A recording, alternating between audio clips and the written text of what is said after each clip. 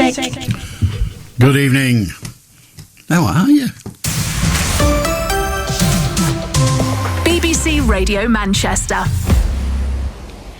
I am Alan Beswick. This is the Alan Beswick Late Night Phone-In, and if you want to join us on this fine bank holiday weekend, you're fully entitled and welcome to do so. The telephone number is 0800 218 2255. You can talk about anything. We're here till 1 o'clock. The team tonight, Talat, Luke and Jane, will happily take your calls and put you through to me, and we will have that conversation. 0800 218 2255. Dead easy. Scientists, they don't appear to have a lot to do of late, because research has been published that claims that the Jaffa Cake is the best biscuit for dunking. Frankly, who cares? Dunking is an utterly disgusting habit that should be driven from society with sticks. I once saw a bloke dunk a bacon butty, a toasted bacon butty, and I thought, you disgusting pig. I had to walk away. I couldn't cope. Too awful by far. And another scientist, it's always scientists, isn't it? More research claims that frying chips or white meat can cause depression. Well, fried chips or fried white meat can cause depression, they said. So here you go. Eat chicken and chips for Friday tea and screw your weekend. Or eat salad and get screwed at the weekend. A court in Holland told a sperm donor that 600 children was quite enough and he could donate no more. The donor said, "Who said that?" Think about it. Stop it. The head of the BBC board isn't. By that I mean he isn't head anymore, and he sure as hell isn't bored. Peed off by a long way, I'm sure, but not bored. Now, I'm going to be doing this job until, well, through the summer anyway. So there's a piece of information. We're going to be sitting here talking crap right through the summer. But after that, I might not be so busy, so I could chair meetings if they need a replacement, and nobody's ever given me any kind of bribe or taken a bribe from me. I haven't got friends in high places. I know some dodgy beggars, but they're all poor dodgy beggars, so I sound ideal to me. In Devon, I know, it's BBC Radio in the northwest. Who gives us stuff about Devon? But in Devon, they've just had one of the wettest winters for years, and yet are likely to have a hosepipe ban until Christmas. Of course, the water companies could build more reservoirs, couldn't they? But they're too busy pouring raw sewage into our rivers. A quick calculation of the dividends they pay out to shareholders works out about a penny a plop. And of money, the head of the Bank of England says that we've all got to accept that we're poorer. That's just how it is. We are poorer. I know, as if we hadn't noticed. When we go to the shop, we get less for our wages. We buy less for the same money. And the use of food banks continues to grow. What the Governor of the Bank of England needs to accept is he and his millionaire cronies aren't the solution, they're part of the cause. As Sophie Tucker once said, I've been rich, I've been poor. Richie is, who died recently, of course, but fantastic. That's the role that made his name, kept his name, and indeed was fantastic. I think he even had a hit with that. Yeah, and a great voice, that really throaty voice. Perfect casting. He was virtually unknown when they originally cast him for the musical in London, and then, wow, didn't he grow from there in the role? 0800 218 2255. You can talk about absolutely anything. We're here till 1. And we're not fussy. I mean, if we're not fussy, we wouldn't be out this late at night, would we really? 0800 218 2255. How do, Ray? Hi, Alan. I'd like to talk about that people have been saying that Britain is a racist country.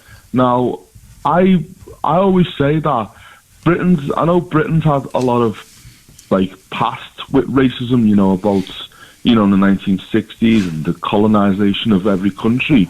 But I think Britain's come a long way, and, you know, I think Britain needs to get more credit for that. Well, they're two different things there, aren't they, really? You're saying it's not a racist country, and then you're saying it's come a long way. But it is still, in many areas, racist. You know, we're talking, it's not as bad as it was, that's for sure. Yeah, that's what I'm saying. But you know, I always say we're not as bad as other countries. You know, you've got likes of France, you've got Italy. They're less tolerant of different cultures in those countries. So how come no one attacks those two countries? Well, they quite possibly do, and I'm not altogether sure when you say they don't have any difficulty with the differing races. It depends where you go. I mean, the right-wing party of Le Pen, I've forgotten the name of the party, it's France, was not many steps away from the Nazi party in many ways. I'm not saying they would have gone as far as they did, but they certainly, not that many years ago, had very similar policies that we are French, nothing else. You know, so it's hard to say that there's not racism. So the way some people in Paris are treated, dear God, even the English get treated appallingly in Paris. So to say they're not racist, no, I don't think there is anywhere that's not racist. But we are better than we were. That we can easily agree on. But I mean, there was a survey, and I think they did a survey they said Britain was the least racist because they said they asked the British people, would you want a foreigner living next door to you? And they said 97% of the Brits want foreigners living next door to them. When you say want, or do you mean would tolerate? They would tolerate it, that's what I mean. Okay. Well, I'm glad the survey said that, but we also know that the police have been found, the Metropolitan Police, to be racist. I remember the then Chief Constable of Greater Manchester said we are institutionally racist. It is a statistical fact that there are more people, two people going to court for the same offence. A person of colour is more likely to get a custodial sentence than a person who is white. So it's still there, but it is better than it was. But don't you think as a society in Britain we're accepting people to come into the country, or do you think we're not accepting them? Well, have you heard of any of the issues going on at the moment with what are being described by the government as illegal migrants? Yeah, I've heard of that. Yeah. And what have you heard? Have you heard that the government is saying, "Welcome, come all, come join us. We love you"?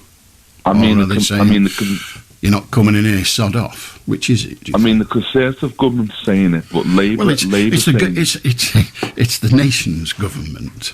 They happen to be Conservative, but it's the nation's government that's saying it. They're trying to pass legislation to make it harder for people to come to this country through illegal means. But this is what I'm saying. It's you should... but we should be better than that, though. Because it's un-British, to not accept people. What would you say?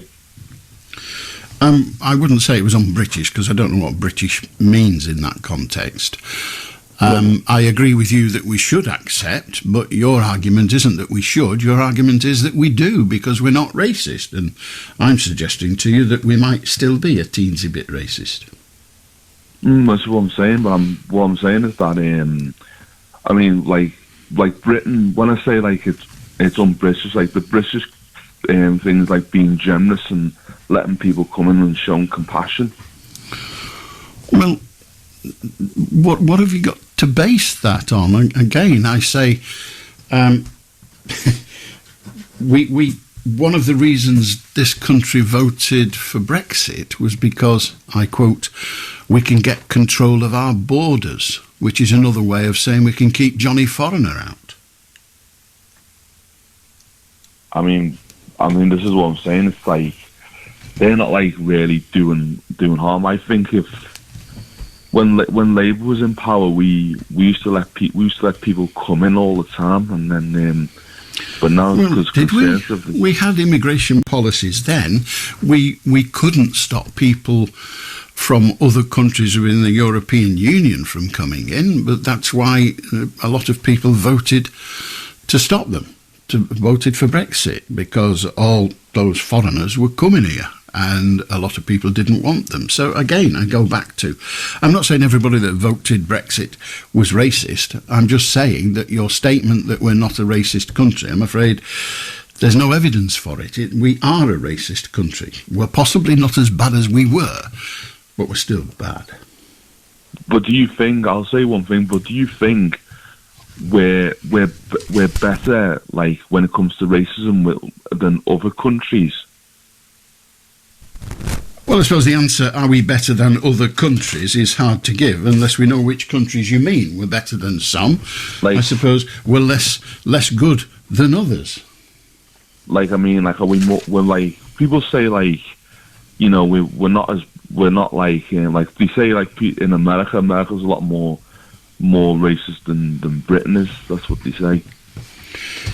Well, in parts of America, it's hard to argue against that. But it isn't a competition. We shouldn't be striving to be less racist than elsewhere.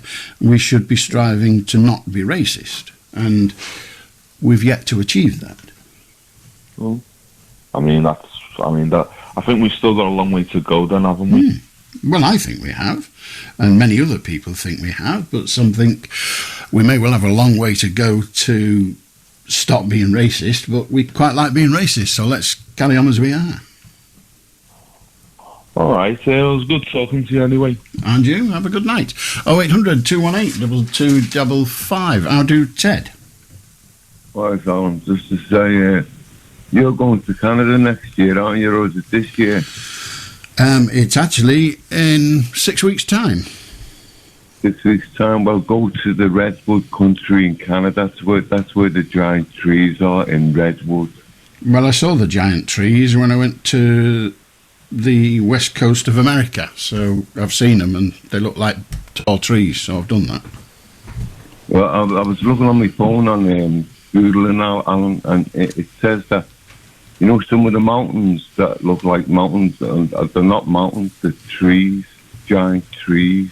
Right. And it was cut off at the top. Someone cut the big giant tree off at the top, and like it's gone into rock, like, but you can see it's in Close Encounters, a big giant tree. Well, if it's in Close Encounters, there's no question of it being true. That's one of my favourite documentaries, Close Encounters. Do you like that? It was a brilliant film, wasn't it, Allan? I've actually never seen it. You've never seen it? Correct. It's an amazing film. Like, some of the things in it. My brother's seen a red light in the sky. A red light in the sky in the evening before dark, like, but it was getting dark.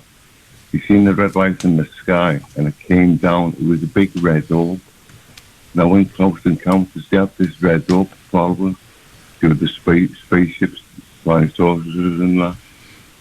But you know the giant trees, Allan? I'm aware of their existence. As I say, I saw them in America. Picture of them where there's a bus going through it. There is one where there's a motor vehicle going through it, yes. I don't know whether I've seen one with a bus. Yeah, they're very big.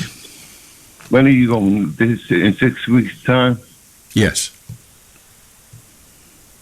Are you going there, yeah? Yes. Amazing, like, you know? I don't know, not been there. Like, rock forms with trees, big giant trees. Well, as I say, I don't think I'm going to go to Canada and start seeking out giant trees, having already seen giant trees. But Ted, it's been good talking to you. 0800 218 2255. Whilst in the the wonderful forests of giant trees, which weren't at all like rock, but they were very, very big and high. We bought one. We bought a little plant. We bought a little tiny, just a little seedling almost. It was about 4 inches high. It was a lovely tube, a giant redwood. I thought, we'll plant that in the garden. We'll not see it grow to its top height because, well, it takes about 200 years and the chances of it living that long are getting slimmer by the day. So we bought it and then we got it back. And then we think, right, we'll plant it in that pot over, and then we got it ready and we took it out of the box. He said, grown in Cornwall, which is more than a bit disappointing. So it'd been grown in Cornwall, flown all the way to America so that some stupid Englishman called Beswicks could buy it, fly back, planted it in his bloody garden. Anyway, it's now about 4 foot high, so I'm starting to get worried about it. 0800 292 255. How do Audrey? Oh, hi, Alan. Like your previous caller, I wondered what your views on immigration. Do you think the UK, excuse me, do you think we're far too lenient? And are foreign people coming here vetted at all? You know, to crime records and such. Well, it's almost impossible to vet a person's crime records because they won't have committed a crime in this country and we don't have access to the crime records of other countries. Oh, do we not? It's just that I heard from a good source about some Romanians that, well, I don't want to go into it, but it really upset me. And I just think perhaps we're too easy on. Well, if we don't vet them, then we just don't know, do we? But I'm sure our crimes. Often we don't know, but people who come to Britain, I mean, there will be some that do, but most of the people that come to Britain don't think, oh, let's go over there because then we can rape somebody or murder them. They come to do what we do when we go to other countries, and do bear in mind that there are millions of expat Brits living all over the world, and they come because they want a safer life if they're a refugee, or they want a better life if they're what's called an economic migrant. They don't come here to commit crime in the main. They come here to live a different life.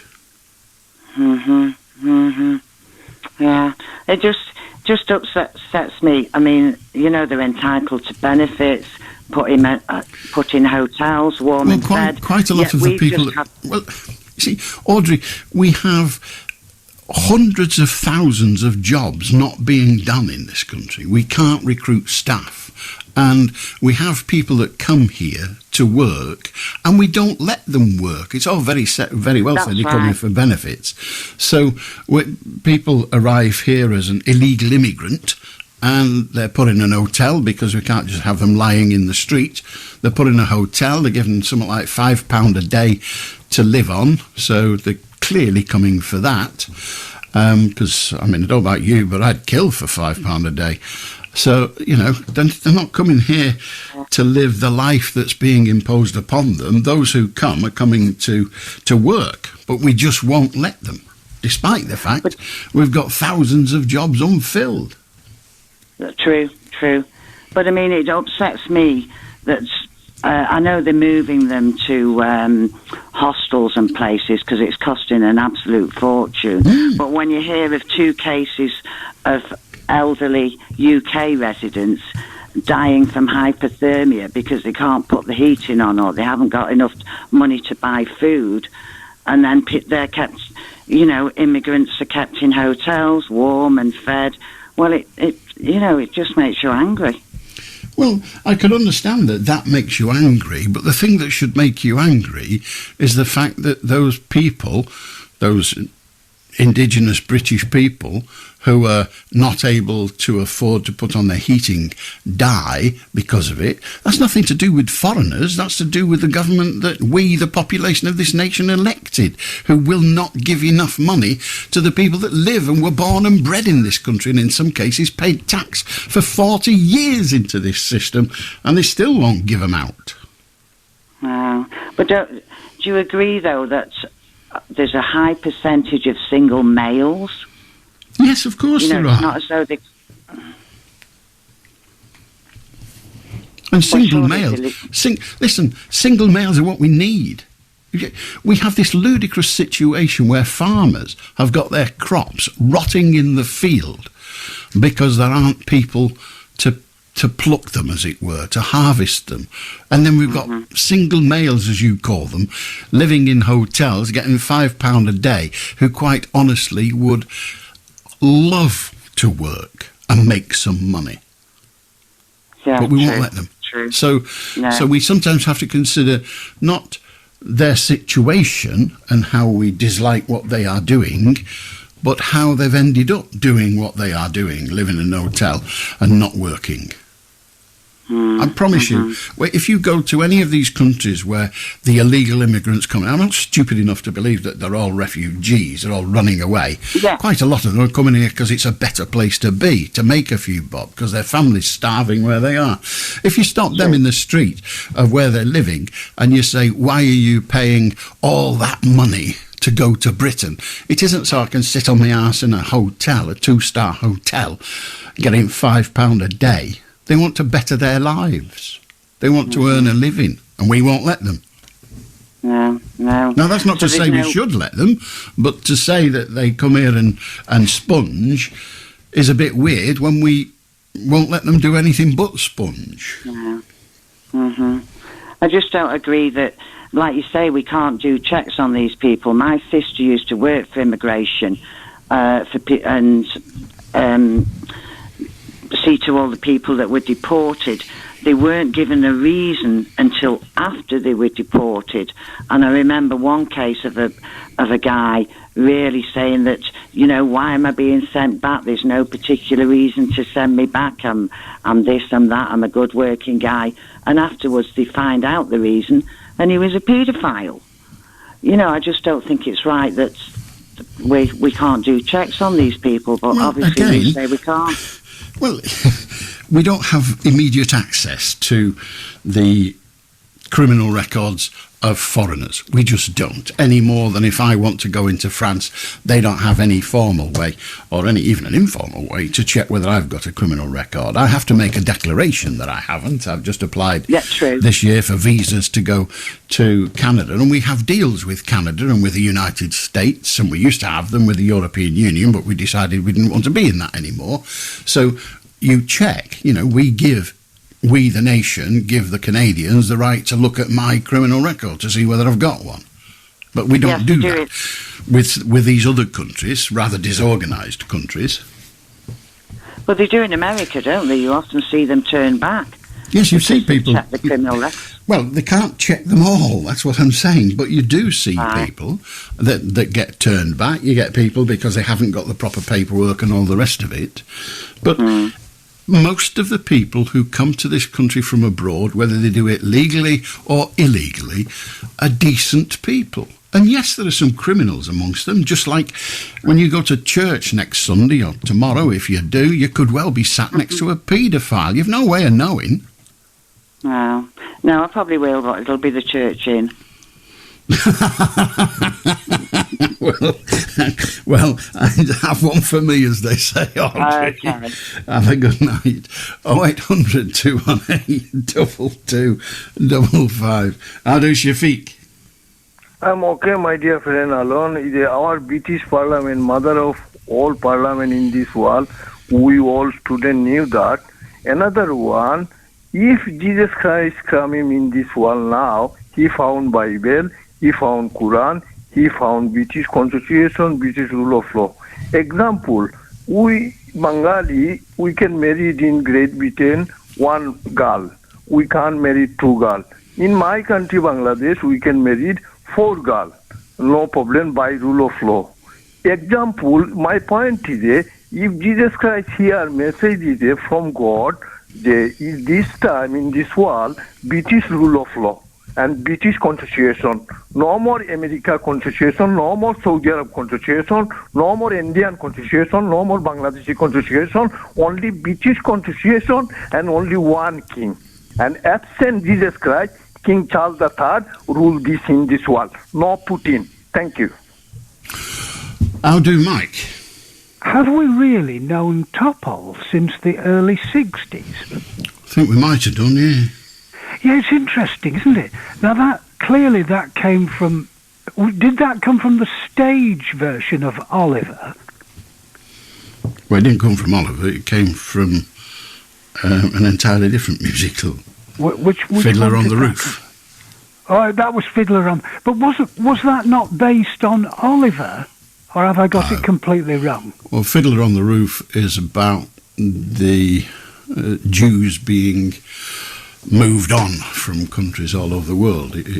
Fiddler on the Roof was the sort of image of Fiddler on the Roof. The whole thing was that the Jewish person and the Jewish community and the Jewish race in this world are as secure as a man who stands on the roof playing the fiddle. In other words, they're in a very precarious position wherever they go. So it was actually set in the pogroms in Russia.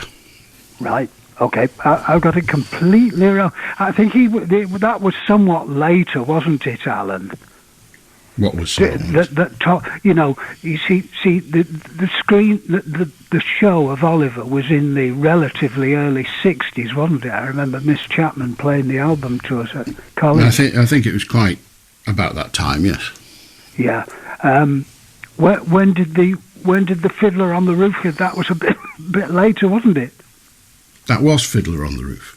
That was Fiddler on the Roof. I'm confused now. Fiddler on the Roof started out as a stage play in London, I believe. Yes. And then was very, very successful. And then later it was made into a film, which was almost a replica of the play.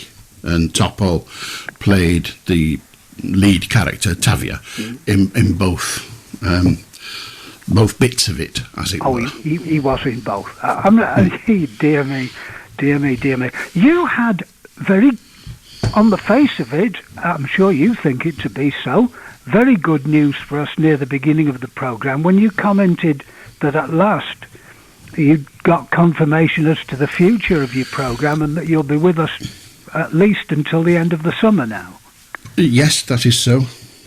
How do these, on a point of intrigue, how do these things happen? Do they call you to a meeting, or do they send you a letter saying, "Well, we'd like you to stay"? Well, the relationship I have with our managers, as it were, is they know that I don't need a meeting and all sorts of other things. They just said, "Look, we're not going to be completely ready when you leave, because my contract just so happens to end in May." Now, at that point, if they weren't going to renew it, they don't have to say anything. It would just expire and I wouldn't come in again.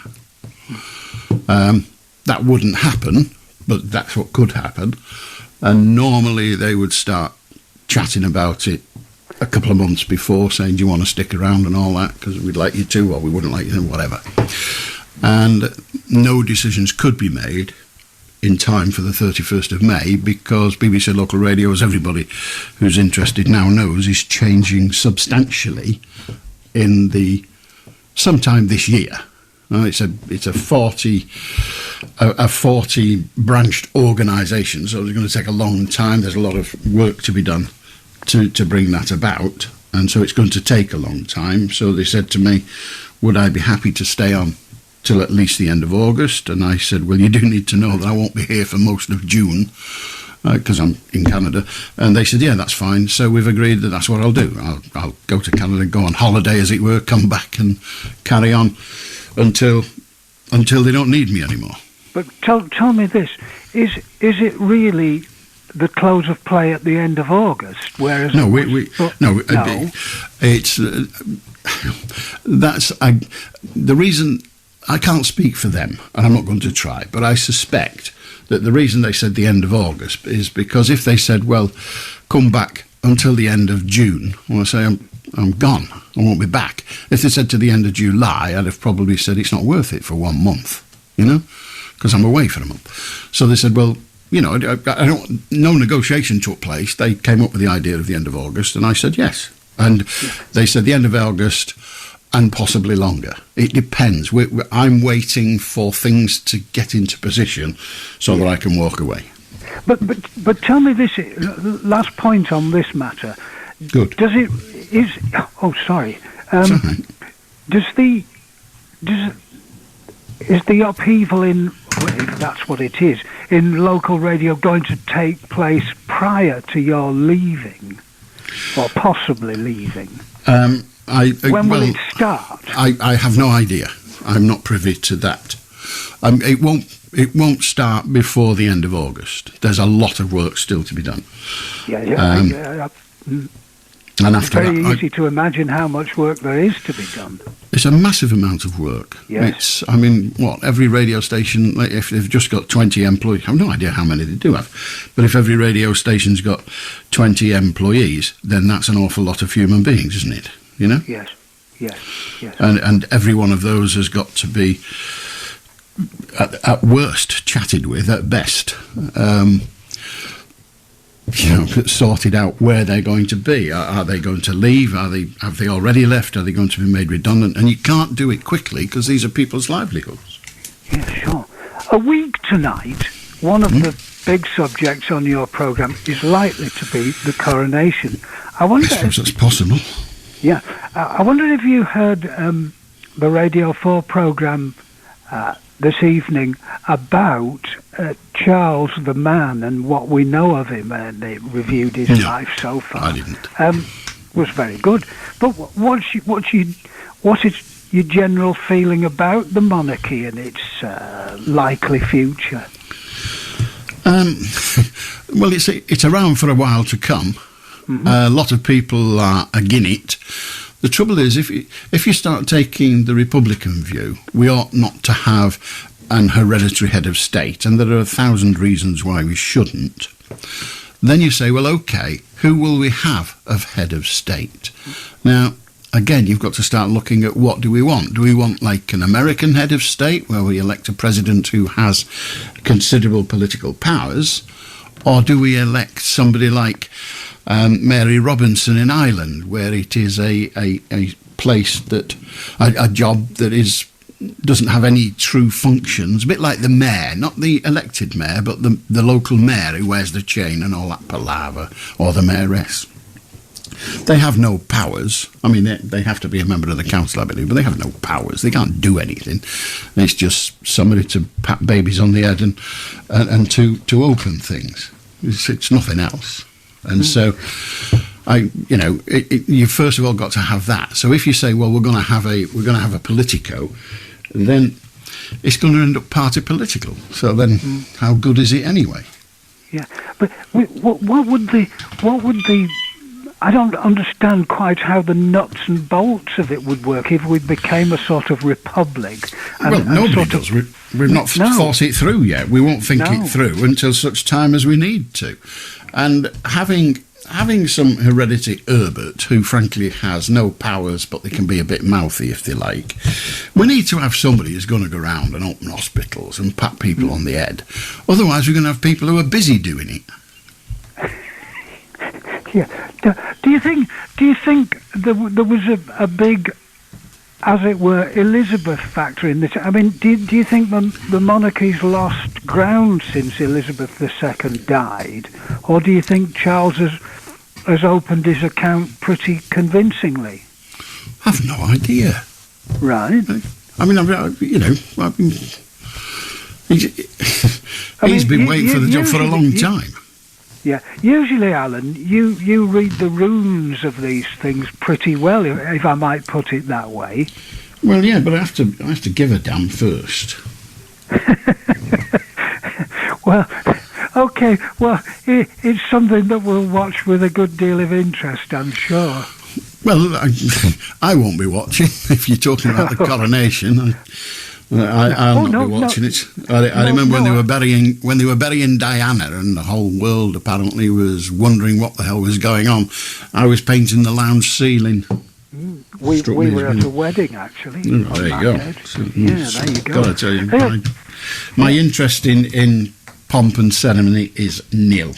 Yes, yeah. Well, it'll be interesting to see how it goes on, won't it? Yeah, Yeah, I suppose. Yeah, See what he okay. opens, what he doesn't open, you know. See if he does out. Probably don't know. Okay, well, all good thoughts until tomorrow. How do, John? Hi, Helen, UK. Very well, thank you. I was just a quick call, to be honest with you. Do you think that there are other life forms out in the universe? What's your opinion on that? Well, I don't have an opinion that's easy to justify other than arithmetically. The size of the universe is so vast, so enormous, beyond all my imagination. Statistically, it's surely not possible that this is it, just us. Yeah, I think the same. Do you actually think that America went to the moon in the 60s? Or do you think that was staged? I believe they went. You believe they went? I believe they went. Yeah. It's just that, you know, you look on the computer and stuff like that, and there's loads of, like, little flaws and things saying it was in a studio and stuff like it was all in a set. They never actually went there. But, I mean, I wonder why they haven't been there since. Because there was sod all there. Suppose so, yeah, it's true.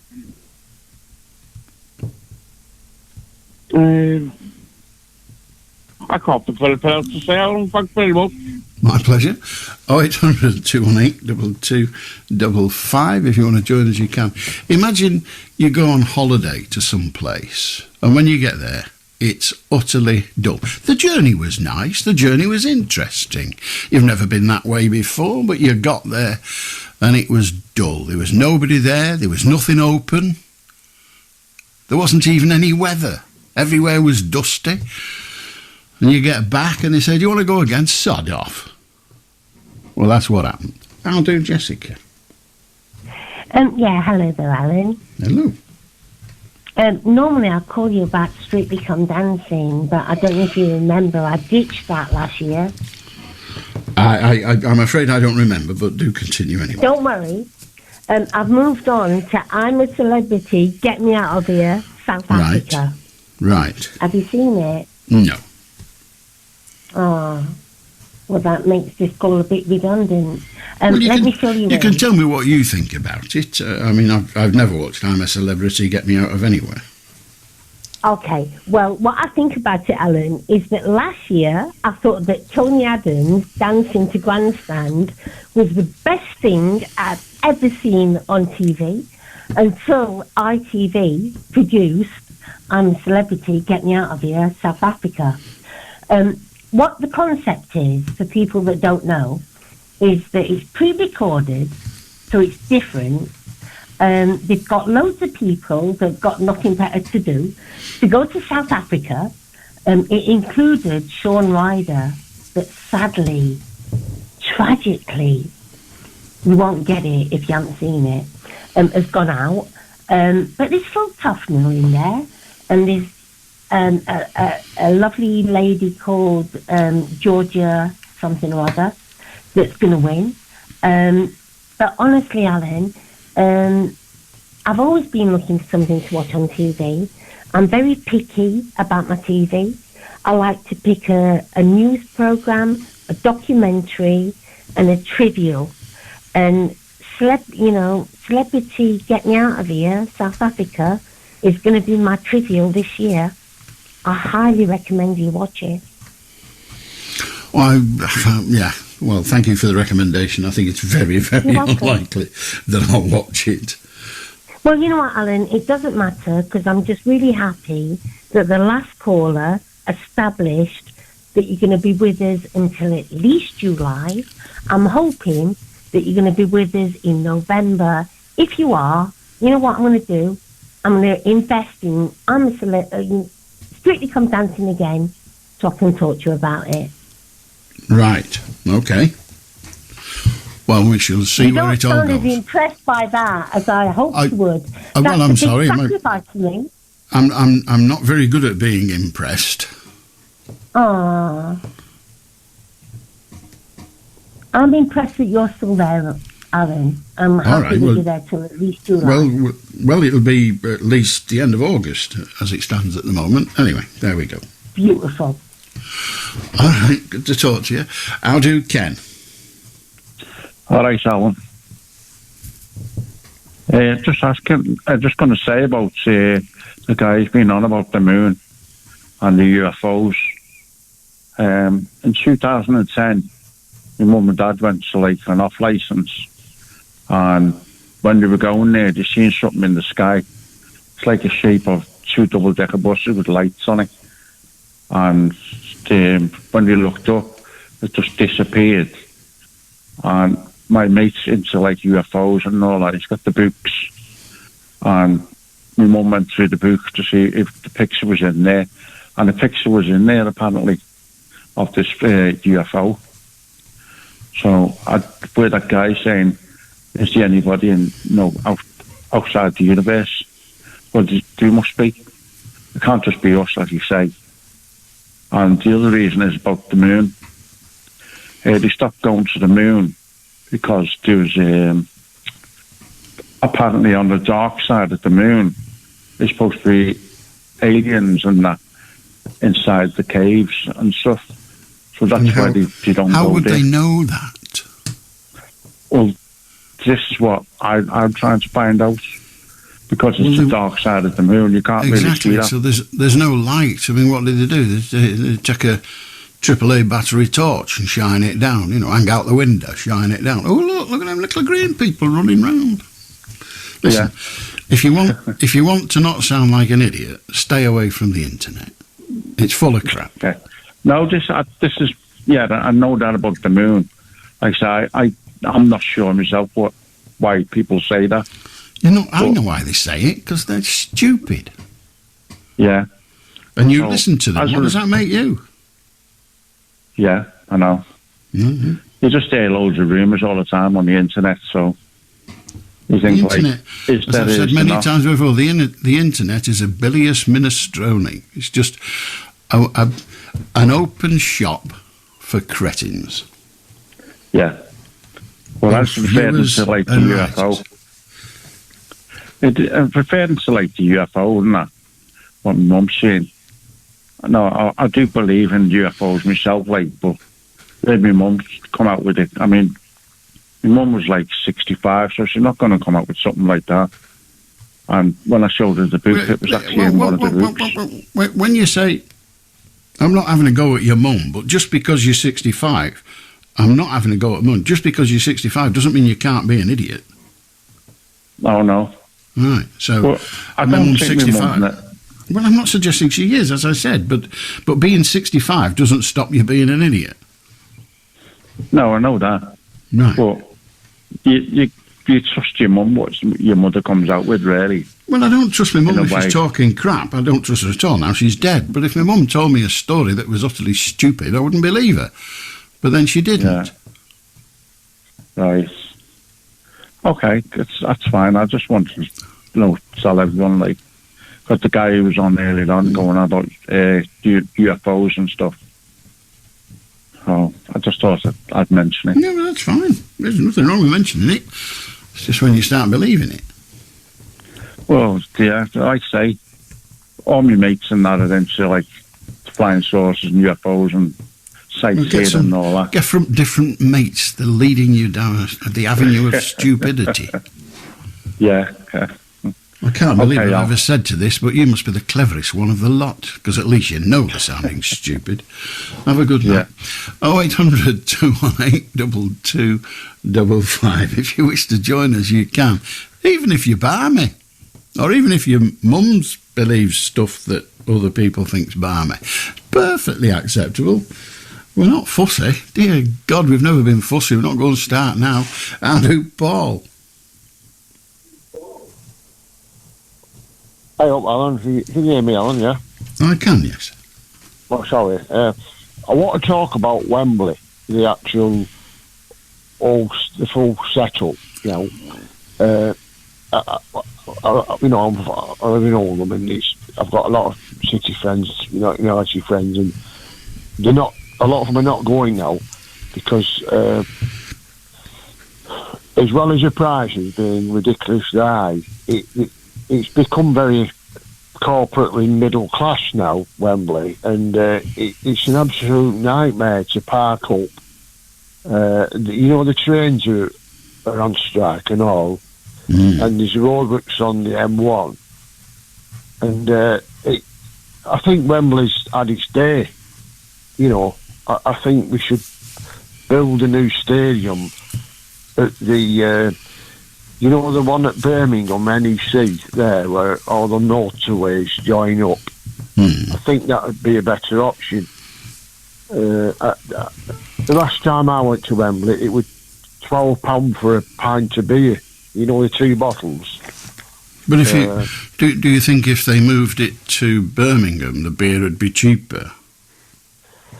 Well, no, but I think there's more opportunity for fans getting there from different parts of the country.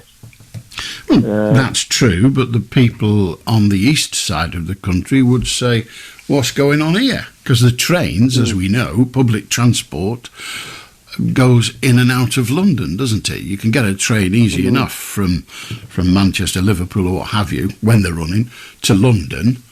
And you can get a train from Sheffield or Leeds or wherever to London. But you try and get in a train from Leeds to Birmingham. It's a pig of a journey, because everything goes to capital. Well, I thought that part of this new railway track delay now is going to Birmingham, isn't it? They're doing a lot of works around Birmingham. Well, it's going to. If they ever do it, the super fast train, it's a bit like super fast broadband, bollocks.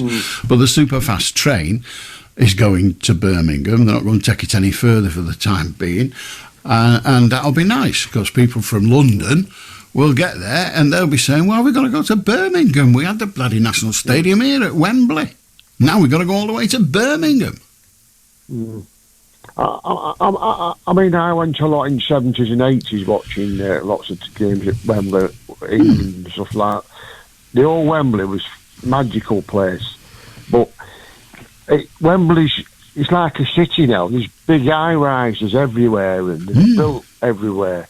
You can't park. The local people on the match day, they let you park in the gardens. It's £40 it were. A friend of mine went last week just to park your car in somebody's drive, which, I suppose you can't blame the locals for trying it on, but do you think if they built the National Stadium in Birmingham, do you think the people of Birmingham would say, well, we're not going to let you park in our garden for £40 for 3 hours? No way.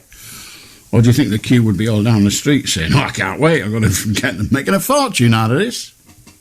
Well, if you put it near NEC, I don't know if you've been there. I've been a couple of times at Exhibition Centre, and it's built up for that. There's not many residential around it. No, but if they put it there, if they put the equivalent of Wembley there, I don't know what we'd call it. We'd call it Burnbley.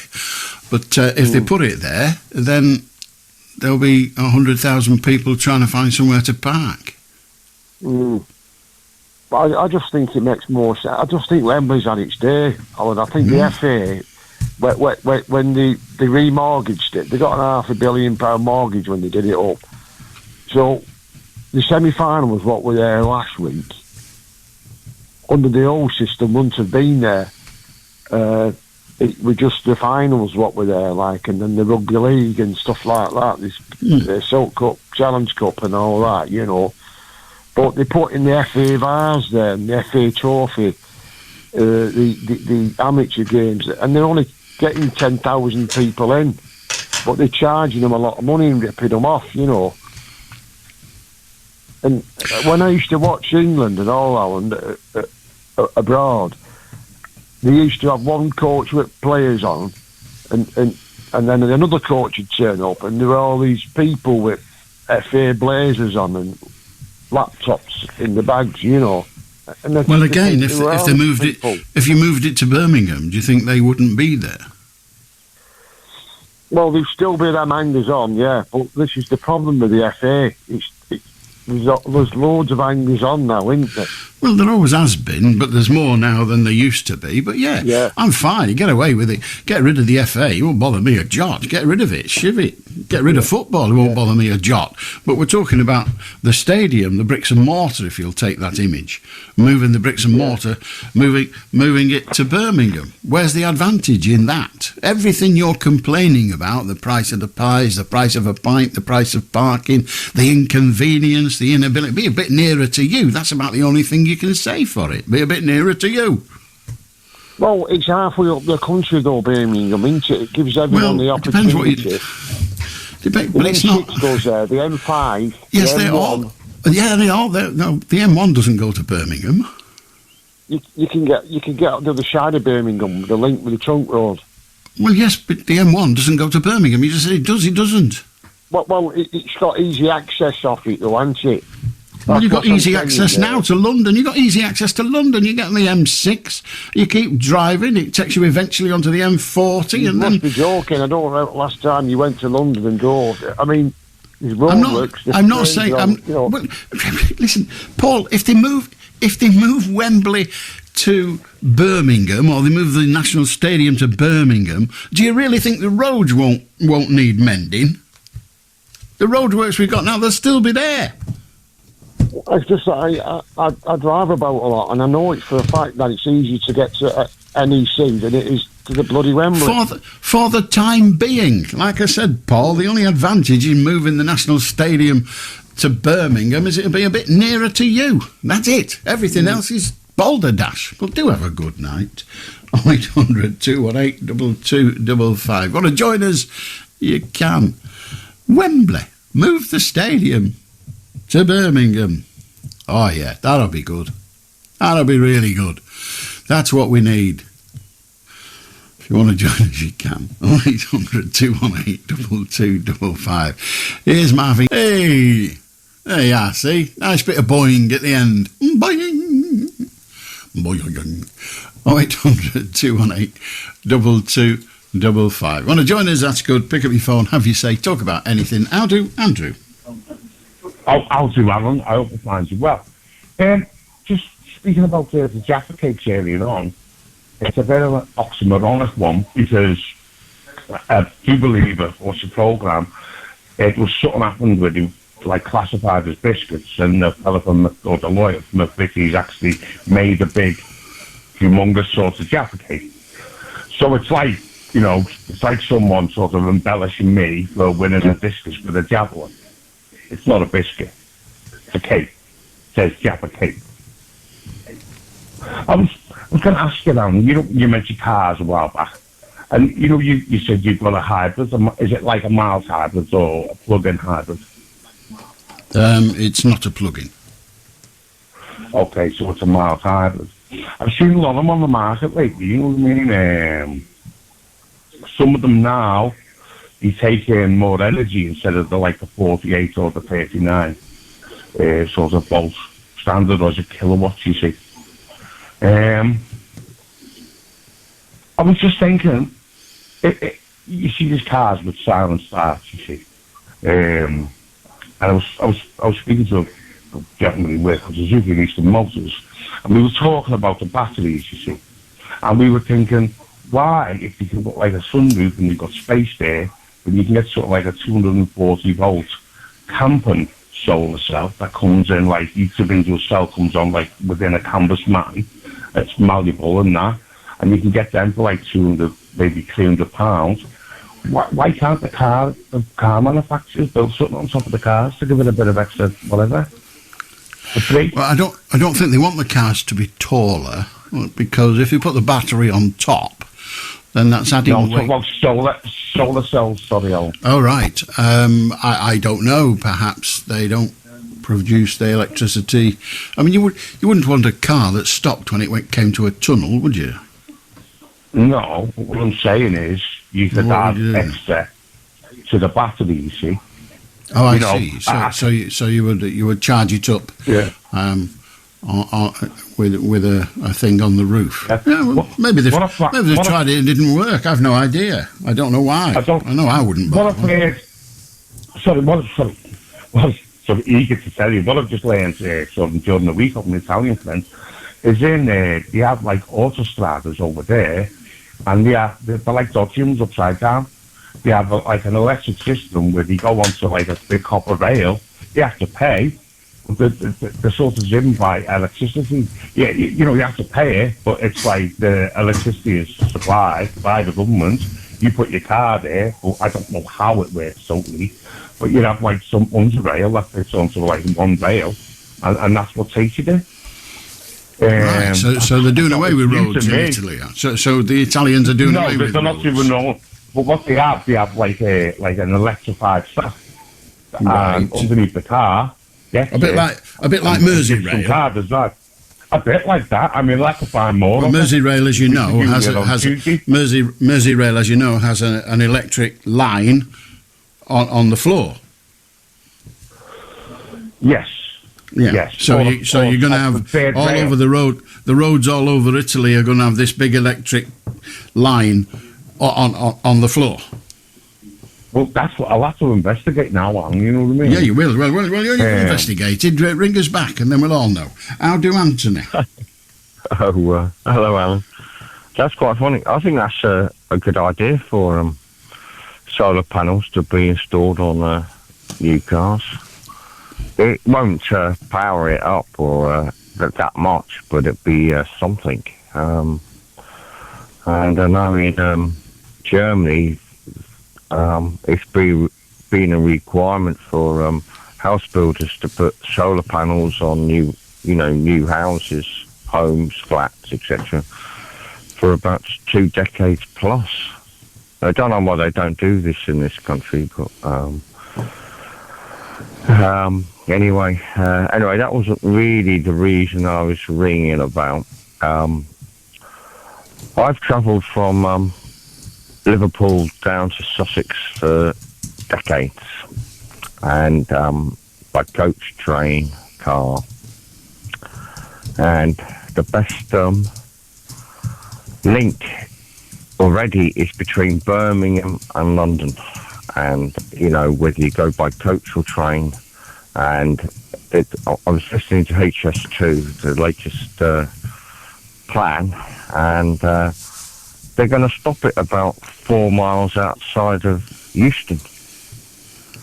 So I ask anybody who's got some common sense, do you want a direct train from a normal old-fashioned train from Birmingham New Street down to London Euston, or do you want to go on this HS2, which will arrive 20 minutes earlier in the middle of nowhere, and then you're going to have to get another old-fashioned train or a coach or a bus or a taxi?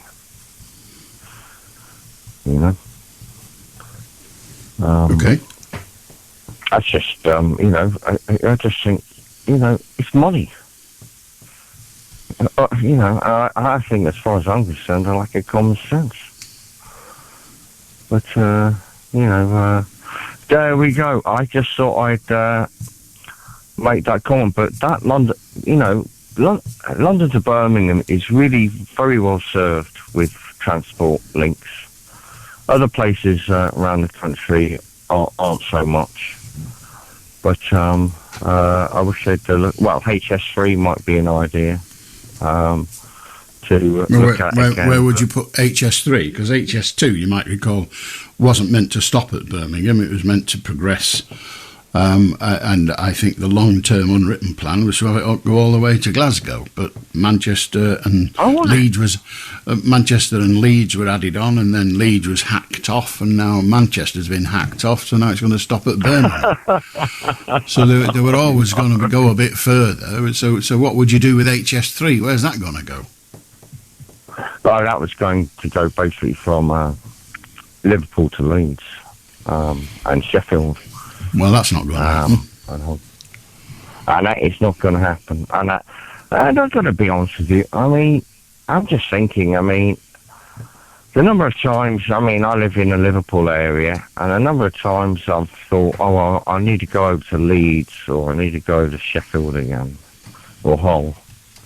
It's been about one in the last 10 years, or 20 years. Okay, if you're in business or something. Well, actually, I think there's a fair chance that they look for more traffic than thinking, well, will Anthony use it? No, sod, we're not building that. Once every decade. So if Anthony only uses it once every decade, we're not going to build it.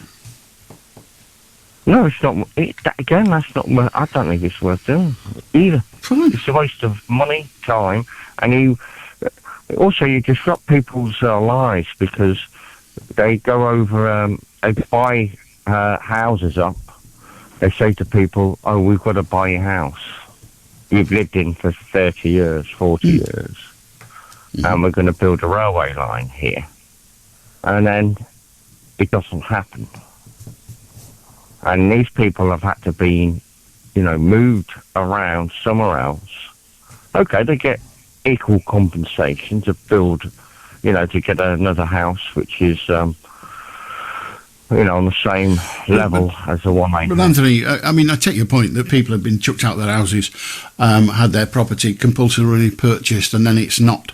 That's it. The road is not going through, so now these houses are sitting there compulsory purchased and empty, and we're short of housing, so eventually they're going to get involved again, and all of that. But if you're going to build a transport system, and you build it where there's no houses, then who the hell's going to ride on it?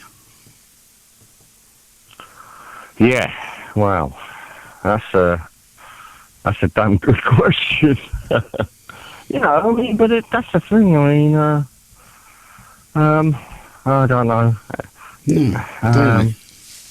Anyway, I'm glad you're staying till August, end of August, as it were. Maybe you can get into politics after that. I don't think you would do. No. Oh, that's one important question I need to ask you. Are you going to do any more stage shows, or are you going to, have you given those up? Most unlikely. Yeah, okay, fair enough. I should have caught up with them before COVID-19, and I think there'd have been... well, as you know, I've been listening to your show for about 35 years, 34. How would I know that? I said, how would I know that?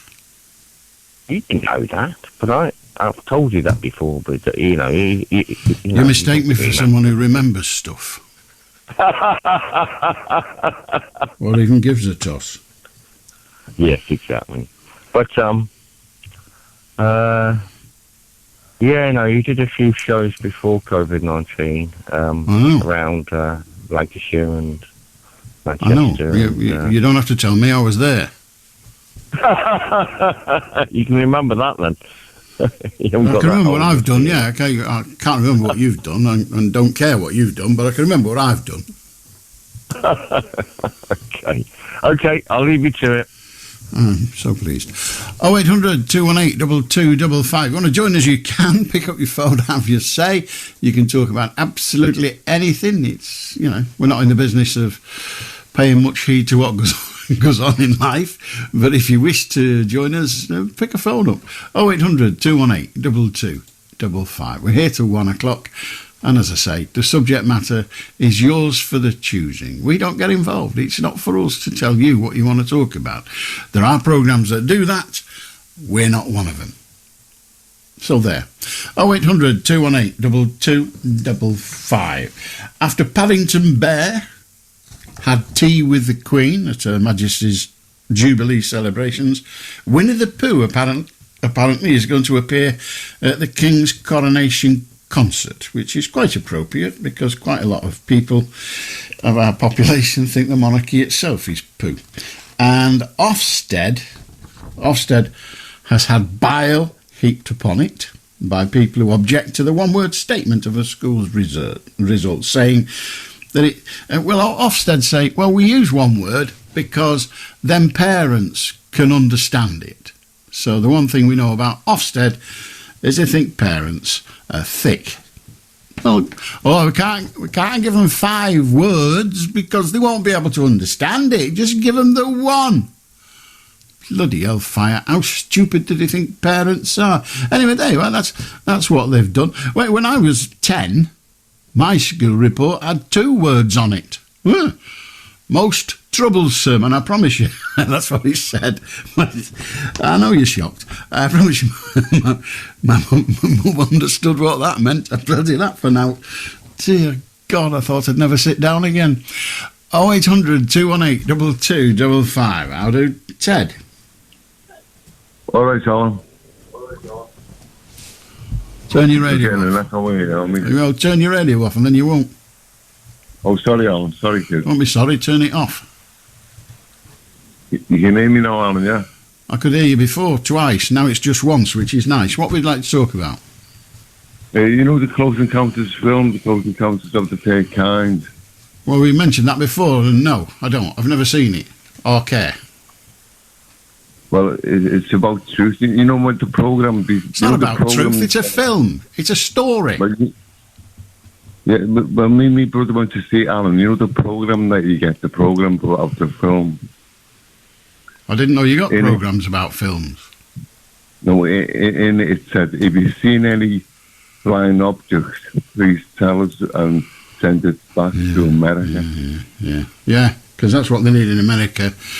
Information off. Yet more idiots. Do have a good night. 0800 218 2255. Come to terms with it, Ted. It wasn't a documentary. How do Roy? All right, Alan, mate. How are you, mate? You all right, bro? Yeah? I'm very well, thank you.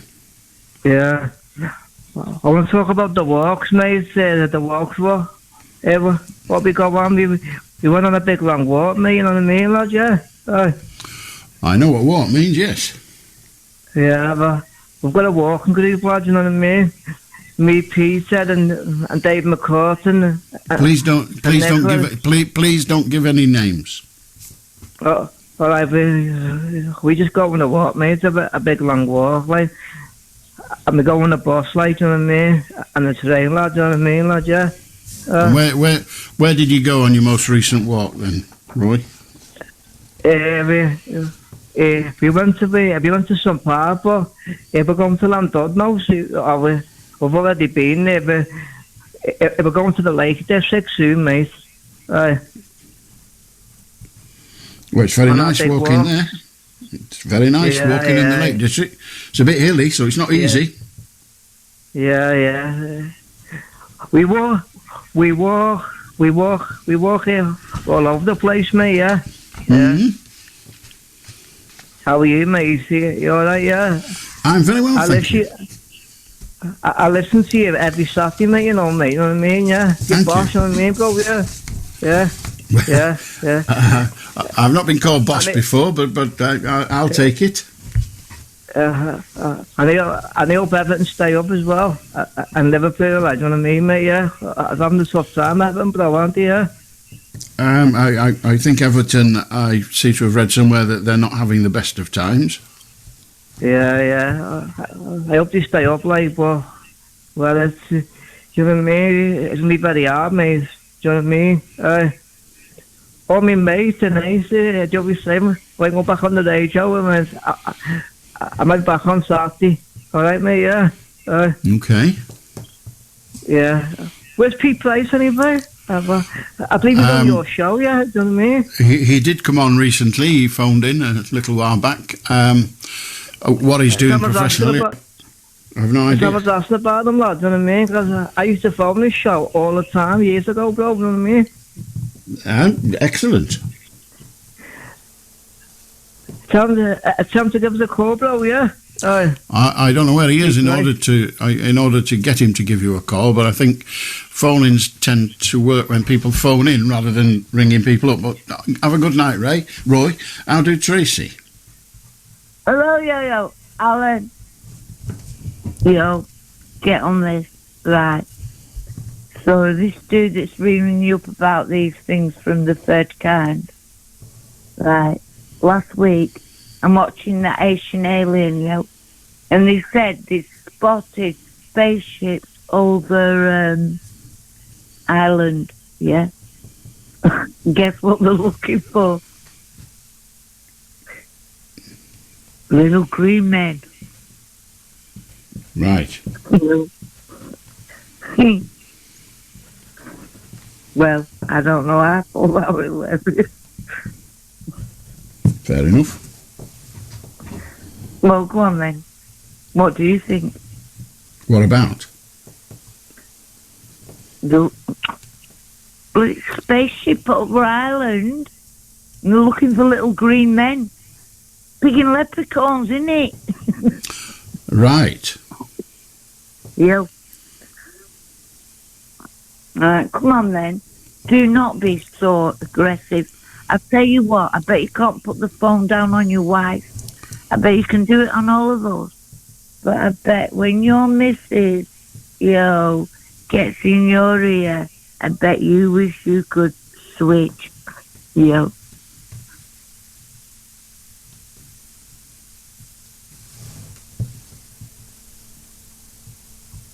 You seem to have stopped. Is that because you finished?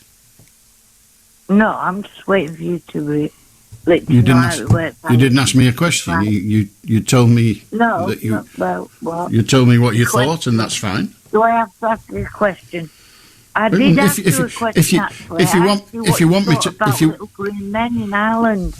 No, you didn't. You told me a joke. Or what passes for And a you joke? didn't even laugh. Did you not Well, think that's because it was wasn't funny. I would have laughed if I thought it was funny. That's where the clue is when you hear a joke. But it was rubbish. You cruel you are. Fair enough. Well, right. Good night, Alan. I'm It putting has the been phone so down far. on you. How do Glenn? Hello, Alan. How are you? All right? Very well, thank you. What is it, Alan?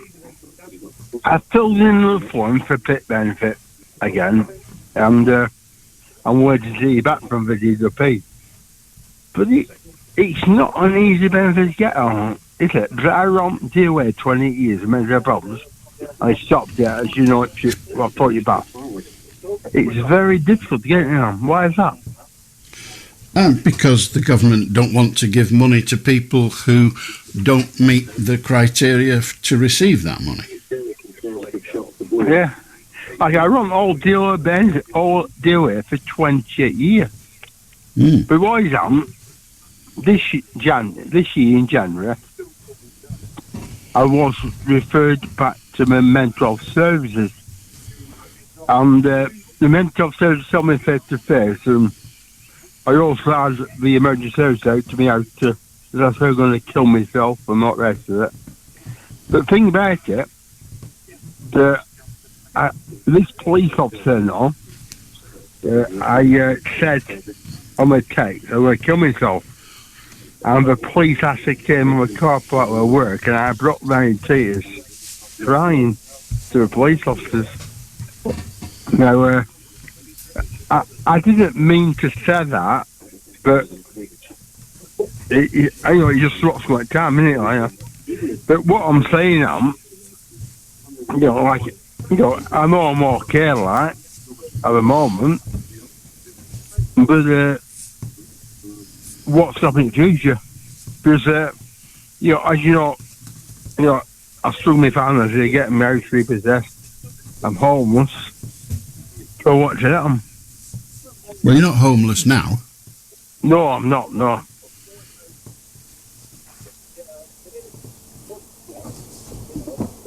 The question is, I can't say no, because, you know why I will be homeless, don't you? If I lose my lodger. Well, again, I mean, we can only deal with what is rather than what might be. But there again, it is a worry, isn't it? Well, it's a worry. It's a worry for everybody. My parents are nearly 79-year-old. I'm not well. They're not good. My dad's just gone there. He's gone home. Yeah, in club arena. But what I'm saying, it is a worry. And another thing, Alan, I've got another 70 years on this mortgage. I've another 70. I worked till I'm 67. I'm 50 at the moment. I've got to earn it. What happens if I start having health problems and I can't work? What happens then? I'm a personal and then what do then? I can't predict what will happen in the future. No, nobody can. No, so the question is pointless. We don't know. Nobody knows about the future. You're worrying about your health. In 10 years' time, you may go out the door of the pub you're clearly in and walk straight in front of a car, in which case you won't worry about your health at all. You'll be dead. So I'm sorry, you can't deal with what will happen if. I'm 50 at the moment. What happens when I get to 60? You'll be 10 years older. I've no idea. It's in the future. If I have a heart attack or something. It's the future. I've no idea. No. We don't know, do we? No. We haven't got a crystal ball. Exactly. Yeah. So is there anything you can say, John, to that? I'm sorry? Is there anything any advice you can give me? Yeah, stop worrying about the future. Live for today. Thank you. Have a good night, Alan. My pleasure. 0800 218 2255. Life. What is it John Lennon said? Life is what happens to you when you're busy making other plans. Yes, you've got to think of the future. You've got to plan for the future. But the future will come whatever you do, and if it doesn't, it's because you're dead. It's how the world is. It sounds cruel, but, well, frankly, just how it is. 0800 218 2255. Whitney Houston reckons that she's oh dear. Oh dear. 0800 218 2255. You want to join us? That's good. Pick up your phone, have your say. How do, John? Hello, Alan. Hello. Hello, can you hear me? Yeah. I just want to say how much of a disgrace it is. Rochdale have been relegated to the National League. But how well Devante Rodney has done today in the 4-1 victory. And to be honest, John, since Theresa May, I just think denounced the monarchy. What do you reckon? Hang on, I got confused then. We seem to have gone from Rochdale to the monarchy. Yeah, denounced it, Alan. No good for the country. What do you think? The monarchy? Yeah. I don't really care. The problem is, I'm not a... Me either, Alan. All right. And yet you asked. Yeah. Rishi Sunak, though, top guy, really nice guy, I think. I just think with the immigrants in the hotels at the minute, I think it's hard to get a hotel to get booked into. I mean, me and my partner, we've been together for 45 years now. And we were looking for a nice weekend away. And, we couldn't get a room. So what are your thoughts on, obviously, immigration in the hotels at the minute? I don't have any. What are yours? Same as you, Helen, really. Frustrating, I guess. Frustrating. Where would you have the immigrants that arrive in this country? Where would you have them be put? I think it's a very difficult question to answer.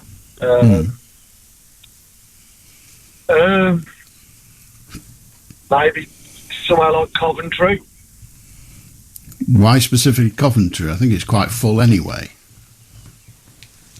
Yeah, true, Alan. True. Grimsby, maybe. Right. Yeah, no. I don't know, that's why I suppose that's why we pay people like Gordon Brown and Tony Blair to do the job they do, I suppose. Well, neither of those are politicians anymore, or certainly not in the government. No, exactly. Exactly. I don't grasp the exactliness of that, but they're no longer politicians. In fact, I don't think we pay them to be politicians at the moment. I mean, I feel sure they get they get a pension and the like for being a former prime minister. But then exactly that. And I don't feel we should have to pay for our TV licences. Right. I just don't think that's right. That's fair enough. I mean, utilise advertisement. Like, why not?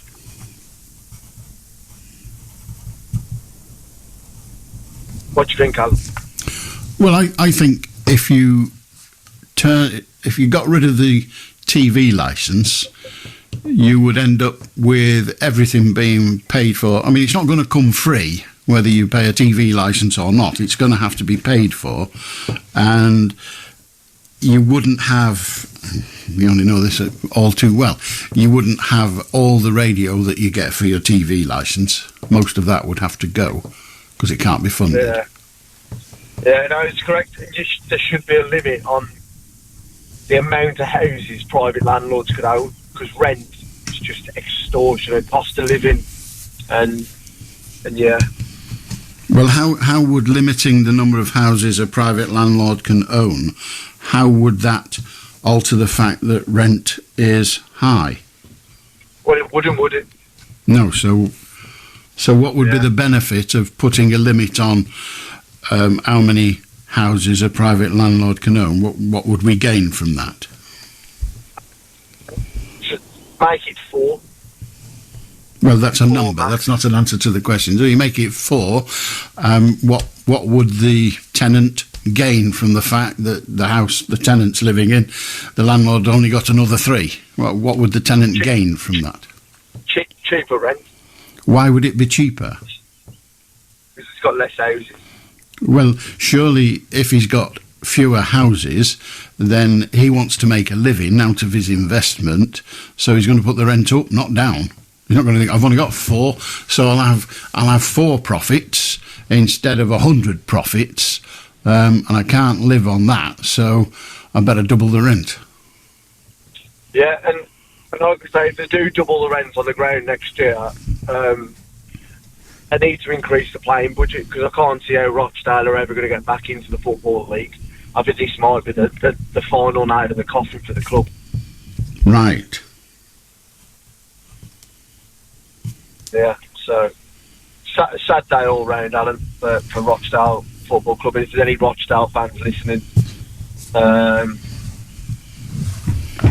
yeah, I've got no words for him other than well done, Devante Rodney. Excellent, great season, and I wish all the players and the staff the best. Right. Okay. Well, thank you very much. 0800 218 2255 if you want to join us. I'll do Lewis. Hello, Alan. Hello. Hello. What do you want to talk about, Lewis? I just wanted to talk about modern, music, but in particular, Sam Smith and Ed Sheeran, because I just kind of think, music has downgraded so much, and it's just, everyone has different opinions, obviously, but, it's just really bad now.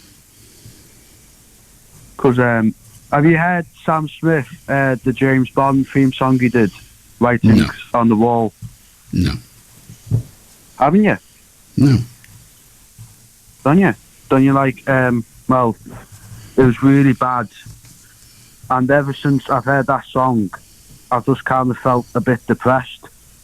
Because it was a good movie, you see, Spectre, but it was just not a good theme song to it. Okay. It was really bad. And I'm an Evertonian as well, so that just kind of adds on to the depression, because, I mean, you know how we're doing at the minute. It's really bad. So, yeah.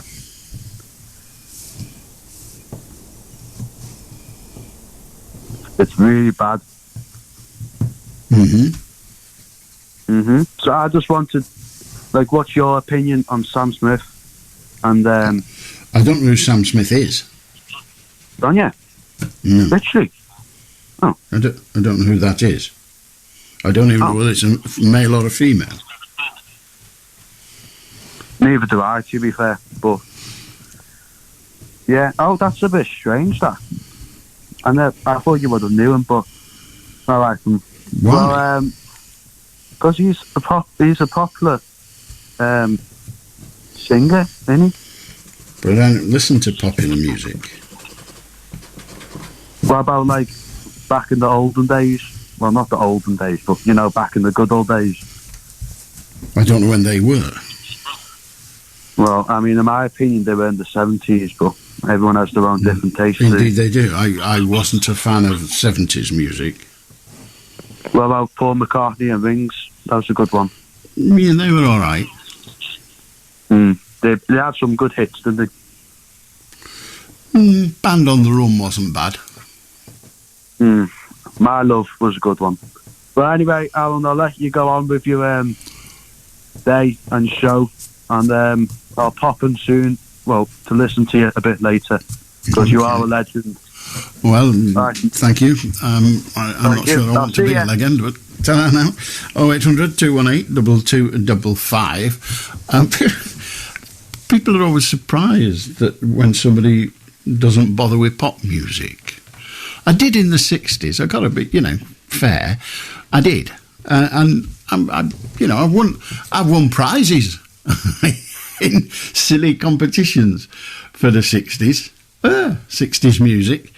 When you go on these palavers that you sometimes have to do in this business, let's have a competition of 60s music, and I've won prizes. I think I once won a T-shirt. I know it's the big time, but beyond that, I'll sometimes hear something and think, I like that, and then discover at a later date who it was, and think, I'll have a listen to some of their other stuff, and then I listen to the other stuff. It's not really my cup of tea. But that's fine. If we all like the same thing, it'd be a bit boring, wouldn't it? Really. So I don't really bother with it. But feel free, come and tell me all. Tell me who your favourite star is if you want. I don't care. It's not going to upset me. But Sam Smith, who's the other one he mentioned? Ed Sheeran. I know about Ed Sheeran because he's in court at the moment, I think in the United States, on a plagiarism allegation. Somebody's saying that song he's made millions and millions of pounds out of. He nicked off me. He nicked the lyric or the melody or whatever. And it is weird, this whole thing. The story always reminds me how weird it is. A group, band, call them what you will, but a collection of people sued George Harrison, saying that he had used their melody, a melody that they created, without permission. It was My Sweet Lord by George Harrison. We might play it for you in a minute. But they said he's used our melody. And he said, well, they are similar. When you play them both, they're similar. But I've never heard yours, ever. And all they had to show, or all they did show to convince the court, was that there was on the balance of probabilities, he had heard their version, their way before he wrote his, and that had lodged in his mind, and when he come to write his, that melody, he thought he was inventing it, but the argument went that he wasn't. He was just remembering it from them. And he ended up he lost, and he had to pay them £6 million. Seriously, £6 million, which was the money he would have had to pay them in past and future for the right to use their melody, because it was decided it wasn't his melody, it was theirs. So they paid him £6 million. And there's a wonderful story. I mean, when you write as much music as he did, then you end up, you end up in this strange bind. And there's a lovely story of Keith Richard, who's written loads and loads of music, of course. He writes most of the melodies for the Rolling Stones. He's been doing it a very long time, and he's written tons of it, absolute tons of it. And he's sitting there with his mate one day, And they're both playing the guitar and jamming, as I believe the musicians call it. And the other fella played this melody. I don't know what it was, but he played a melody. And Keith Richards said, "That's brilliant. Have you written that?" He said, "No." He said, "Where have you got it from?" He said, "You wrote it." Keith said, "Did I?" And he'd forgotten he wrote it, because it's a long time. He's written a lot of stuff. And he'd just forgotten he wrote that, and he thought it was really good when he heard it, surprisingly. And it's very, very difficult. Ed Sheeran, as I say, is in court at the moment. I don't know if they've decided yet, but he's in court at the moment. And the allegation is that the wording is that he stole their music, whereas all they have to show is not that he stole it, but he used it without permission, and without possibly, in his case, saying, "No, I've never heard yours," and them saying, "Well, there's a fair chance you did." You know, they are so similar that you must have done. It's weird. It's very, very odd. It's not like, you know, if you steal somebody's story that's written down somewhere, then you can show it. You can say, "There you are, look at that." You know? You must have read that at some point. But it's very odd. And as I say, George Harrison got done for £6 million. A lot of dosh. 0800 218 2255. But it does make you wonder what kind of money he was making out of it, doesn't it? If you want to join us, that's good. It's 20 to midnight, so we're just beyond halfway, because we're here till 1. If you want to join us, feel free. Tomorrow's newspapers, the Sunday Times says the Archbishop will ask millions to pledge allegiance to their king. The coronation to feature a homage of the people. Well, I'm afraid the Archbishop doesn't speak for me. Charles will pray aloud during the multi-faith service. And on the dash to the Sudan airbase, every turn was a potential death. That's a story of people, presumably Brits, trying to get out of Sudan as the civil war rages. We are fortunate, aren't we? There's a lot wrong with this country, and you probably know as well as I do, well, more than I do, the bits that you don't like. There is an awful lot wrong with this country. But when you hear about what's going on in Sudan, when you hear about what's going on in Ukraine and in so many other countries around the world, you think, by God, I'm glad I live here. The Sun tomorrow, Sun on Sunday. Harry in a hurry. He plans a 24-hour coronation visit. So he's not going to hang about. So, you know, grateful of small mercies, isn't it, really? 150 million quid on security hikes up the coronation bill. Protesters and VIPs add to the soaring costs. That's the security for the VIPs, of course.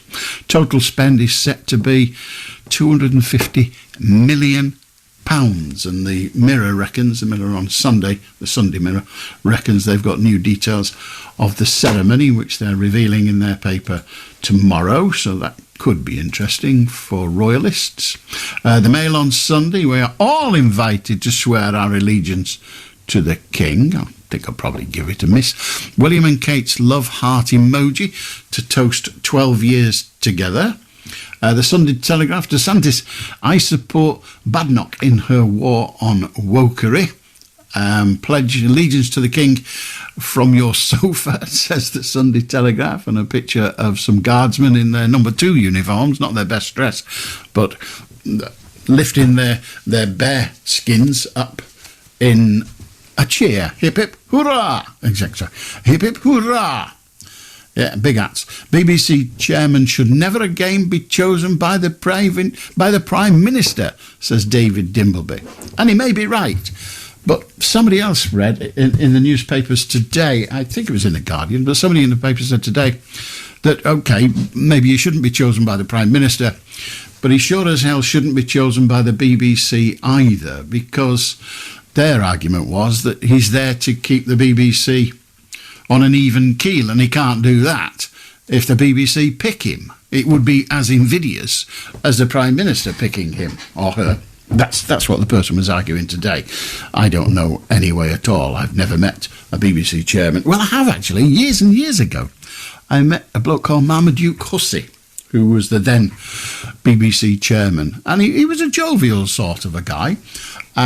Also revealed the great Brexit clubs and pubs shut down. Hospitality venue closes soar sixfold in a year, triggered by EU staff shortages. That's the Independent on Sunday. And of course, we were talking about staff shortages earlier, and the fact that we've got thousands and thousands of able-bodied people living in hotels, not allowed to work. Maybe that's a thought. I don't know. King's solemn vow to serve us all. Thank you, Your Majesty. And love is in the hair, H-E-I-R, hair for Wills and Kate. That's nice. Bobby Davro, our hell. Comic tells of his fiance's fight against cancer. The brave pair vow to carry on laughing. And yet the photograph of him on the front of the Star is looking very, very miserable, not laughing at all. Now, I'm not suggesting you should be laughing, but to say I'm going to carry on laughing and then be photographed looking like a slapped arse, then, frankly, there's something gone awry, hasn't there, really? Such is life. Perhaps he'll just go for breakfast. Where will he go? I don't know. Maybe he'll go to Tiffany's. Ding, ding, ding, ding. Very nice. Very nice. 0800 218 2255. How do, Tony? Hi, Alan, you okay? Very well, thank you. Good. I've come on to ask you what makes the Welsh sing so well. I've no idea. It might just be practice. It just seems pretty common that they can all sing in the choirs, and is it the valleys or is it the elite? I don't know whether it's the valleys as such, but there's always been a tradition. Always, it's an awful long time, isn't it? But there's always been a tradition of male voice choirs in Wales, and so they get something from that. I mean, there's no better sound than a male voice choir in full pomp, and the miners and all of those lot used to practice, all the time they had. So maybe it just comes from that. They've got a history of doing a lot of singing.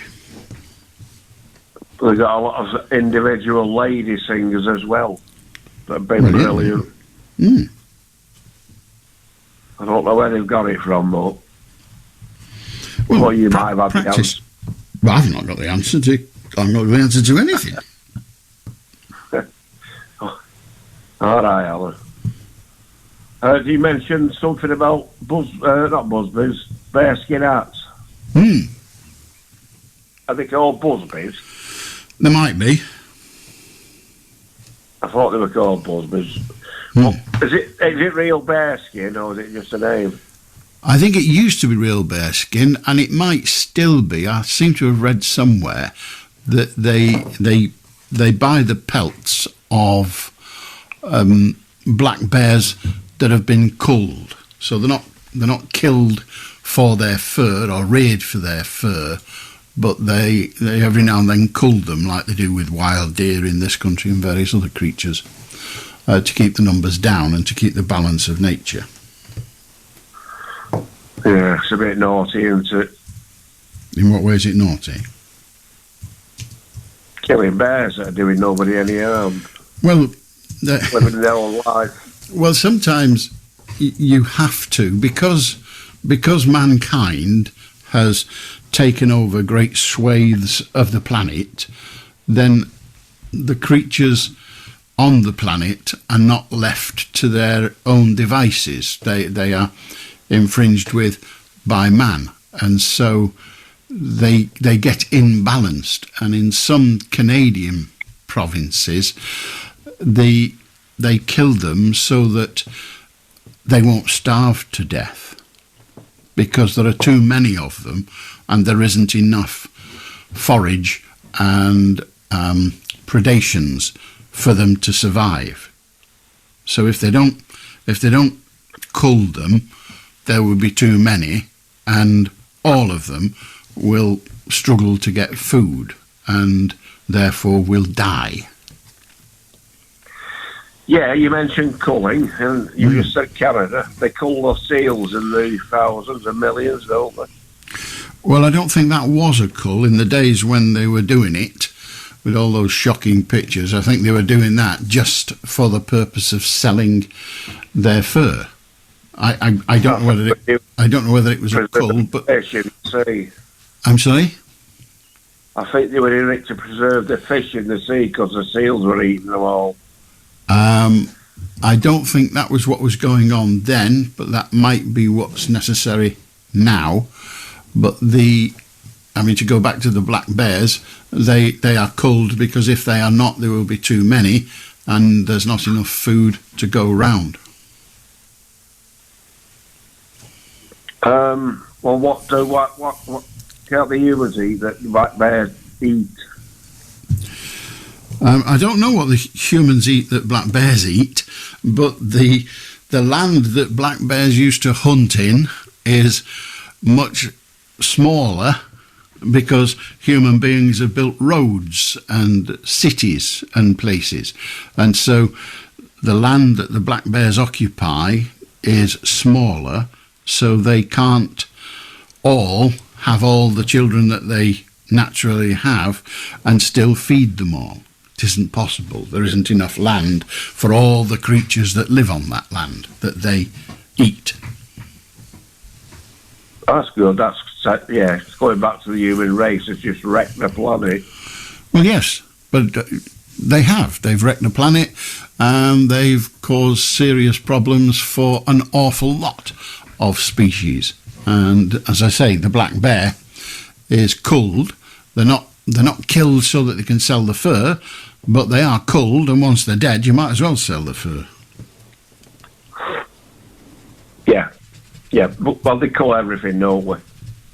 We're culling the deer in Scotland, and well, that's because there's too many. Well, they're not too many. How's there too many? They're just wildlife. Just leave them to be. Well, if you leave wildlife to be, that's fine. But if you interfere with wildlife and steal their lands, then you can't leave the remainder. They will continue to breed because they're not like us. They don't get a choice in it in the same way that we do. They breed just naturally at the time they breed, and eventually there will be too many of them and there won't be enough food, and some of them will starve to death. So that goes back to the Red Indians and Aborigines. I don't think they live in Scotland, but I don't know whether the Red Indians, as you call them, and the Aborigines, the Red Indians and the Aborigines, they lived within their environment.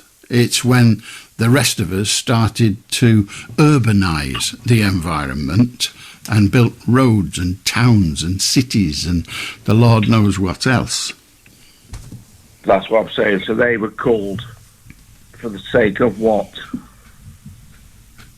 For the sake of, in the first case, you have to try and distinguish. The word cull doesn't just mean to kill. It's not a simile for kill, although it does involve killing. You cull to reduce the numbers so that those that remain are able to survive. That's culling. So would you say the Aborigines were called and the Red Indians? Well, if you mean the indigenous peoples... Indigenous, that's the word, Alan, that's the word. Indeed it is, hence me using it. Are you saying, were the people culled? Is that what you were saying? Is that the question you're asking? Yes, I think I'm asking that. I think they were. Well, they were murdered, they weren't culled. What's the difference?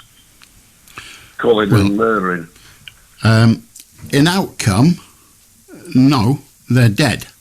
But there is a difference, as I explained earlier when you were asleep, probably, but it was during this conversation, so who the hell knows. Culling doesn't just mean killing.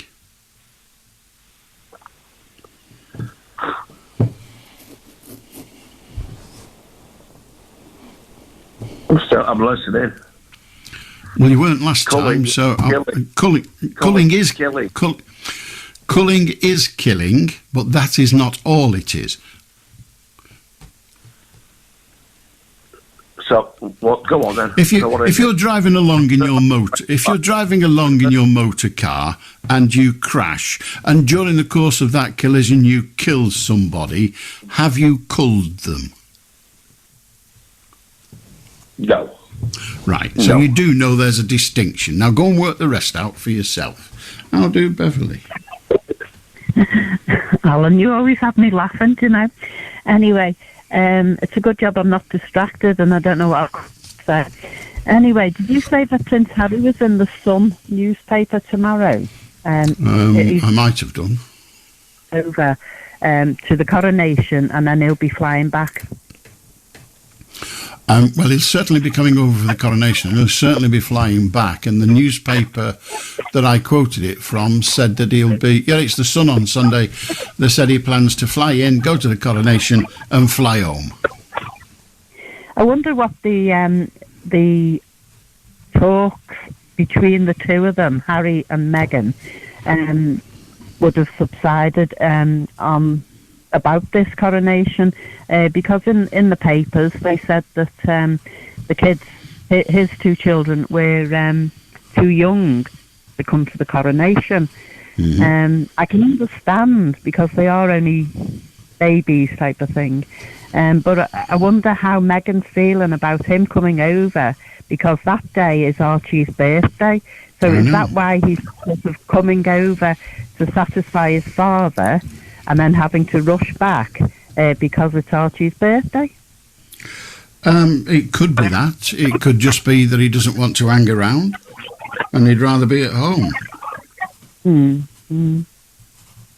Like I say, I wonder what took place. I'd have loved to be a fly on the wall there, Alan, to listen to the conversation of them. He probably said, look, I'm going to have to go.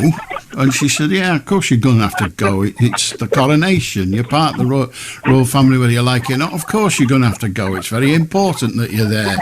And then he says, but I'll come straight back. I can't be asked hanging about. I'm not going for the butties. No. Okay, thanks for having me on, Alan.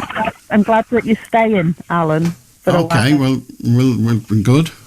I'm glad too. 0800 218 2255. I promised you my sweet lord, so who am I? Let's say it's good, which it may well be, but it's somebody else's good. Such is life. 0800 218 2255. Dominic Raab resigned from the cabinet this week, didn't he? He continues, you know, because he's not saying, he said, I've resigned. In other words, he was kicked out. But he's not saying it was all my fault. He's saying the civil servants are to blame. They just wouldn't do what they were effing well told. now, the ministers are saying, or some of them are, saying we ought to pick our own civil servants. Now, isn't that interesting? That's scary, surely. Ministers, most of the time, and this isn't a criticism, it's the nature of the beast, ministers know nothing about the department they're appointed to run. You know, the guy who runs the Chancellor of the Exchequer doesn't have to be an accountant. The head of the legal bit doesn't have to be a lawyer. The head of the media may never have done any media work in their lives before. So they're just the head. They're just appointed to get the department to go in the direction of the policies of the party that was elected to power, and then that's called democracy. So the heads of those departments know nothing. So they have to rely on the civil servants, senior civil servants, whose job it is to give them impartial help, assistance and advice. You know, we tried that 5 years ago. We discussed it 5 years and it never happened. You can see it, can't you? Ministers know nothing. So if they appoint the people they want to run it, who will guide them in how things actually get done? Who will tell them when they're talking absolute crap? Who will stop them when they're being so god-awful stupid? And the answer is nobody. Nobody will tell them, because they've just appointed these clever lapdogs. It's just like, it'll end up like in the United States of America. And we all know how well that government serves its people. We need civil servants with... Well, we need them to have stature, knowledge, balls even, not some limping lapdog chasing votes. That's the minister's job. Just a thought. What do you say about ministers picking their own senior civil servant? Oh, I don't like that one. I'm not having him or her. No, I don't want them. Which means, of course, the person at the head of, I don't know, the head of defence, the person, the civil servant who spent his or her life working through the system, and he's eventually spent 15 years and become the head of the defence department. And in comes the minister and says, out! I want him over there. But he's only ever done plumbing. I don't care. It's just crazy. There'll be two people at the top who know sod all. 0800 218 2255. I'll do James. Hello. I thought I'd say something regarding the Eurovision Song Contest and ask you if you can think of any particularly good ones from the past that you can think of. It's one of those subjects where there's been a lot of very poor songs in the past, but there are still certain songs that stand out as having been outstanding in the history of the event, which goes right back to 1956, in fact. So, can you think of any really good ones? Well, it's difficult for me because I don't pay any heed to it, but I liked Sandy Shaw and Puppet on a String. I think that was one of our entries. That was 1967, and there was a very good song there that finished about fourth, called "Love Is Blue" by Vicky Leandros. Do you remember that song? No. That was later a big European hit for Paul Moriat, and also Jeff Beck did an instrumental version which also came into the chart in 1968. It's one of those really catchy tunes and a very good one. Dun dun dun dun dun dun dun dun dun dun dun dun dun dun dun dun dun dun. You remember that one? It's sort of, I think I grasped the melody. I think I sort of recognised the melody. It was one that was really about the melody more than anything, but the vocal version by Vicky Leandros was good, and in 1972 she won it with possibly, definitely one of the best songs to win it, and possibly my favourite song, and that was Come What May. You remember Come What May by Vicky Leandros? No, I don't. Well, that was the year that she won it, and Beg, Steal or Borrow by the New Seekers came second. I remember Beg, Steal or Borrow. Yes, that was... It was all right. I mean, you know, I remember Yes, it. and the group were very good as well, with Lynn Paul. Remember Lynn Paul? She was one of the members of the New Seekers, and Eve Graham. Well, I probably only remember it from having to play it when I was in commercial radio, so that's where I almost certainly remember it from. But you know, yes, so I do remember it. Was 99 Red Balloons, was that a Eurovision? No, that wasn't. No, fortunately it wasn't. I didn't really rate that song, really. Did you not? I quite liked it. Oh, there you go. All right. And there have been people like the Shadows. They finished second with one of their poorest songs as well, but they managed to finish second, with Bruce Welch doing a rare vocal performance on that as well. And he wasn't a good singer. He was much better. Well, they had a singer, didn't they, the Shadows, really, with that other fella. Well, he of course won it in he was second in 1968 he lost by 1 point to was it Marie Miriam? No, Maciel, and she won it with a song called La La La. And what was it? Sounds like the Teletubbies. What was this song? Congratulations. Oh, right. You remember that one? And I do, yes. Well, it's been played so often, hasn't it? Every time anyone did anything, congratulations. It is one of those songs that's been played an awful lot. It was played an awful lot at the time, too much, in fact. But in 1973, he almost won it again with Power to All Our Friends. Remember that one? Regrettably, yes. Yeah, that wasn't one of his better ones, really, but quite often... I tell everybody who cares to listen, I once had dinner with Cliff Richard. Oh, yes. Yeah, there's about 500 of us. Yeah. He did a series of, when he did a series of religious talks and invited the media from all over. I don't know who funded all this. He invited the media from all over. And he went around the country. He must have done about 10 around the country. And I went to the one. It was at Lancashire Cricket Club, as it happens.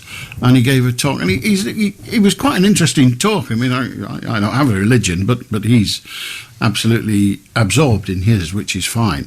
And he gave a really good talk, and talked about how the Christian faith helped him and how it can help others and how it gives rather than takes and all the rest of it. It was fascinating.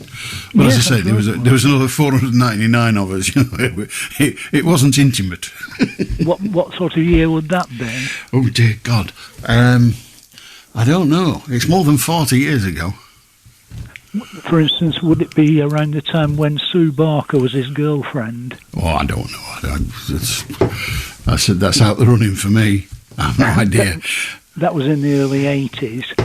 I wonder, it would have been around there, 80s. No, probably. Yes, well, I was at Radio Manchester at the time. He introduced her to religion as well, and that was one reason why she was his girlfriend for quite a few years. Right. Well, I know he went out with Sue Barker, but I didn't know anything else. That reminds me of Olivia Newton-John, because she finished fifth in 1974 with one of her poorest songs called "Long Live Love."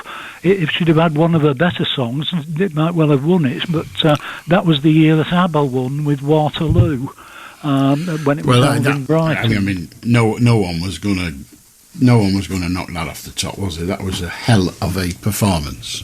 Yeah, well, it was a very different performance to what had been in the past. That was one of the reasons why it won. It was a much livelier song than what had been in previous years, really. The European songs, of course, compared to the British songs for years, were much poorer pop songs than the British ones.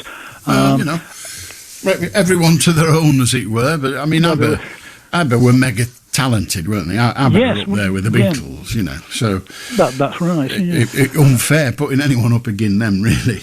Yeah, they were only just virtually starting as well, although they were established in Sweden.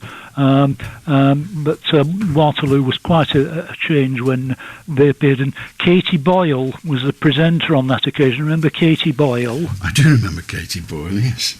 Yes, she presented it 4 times.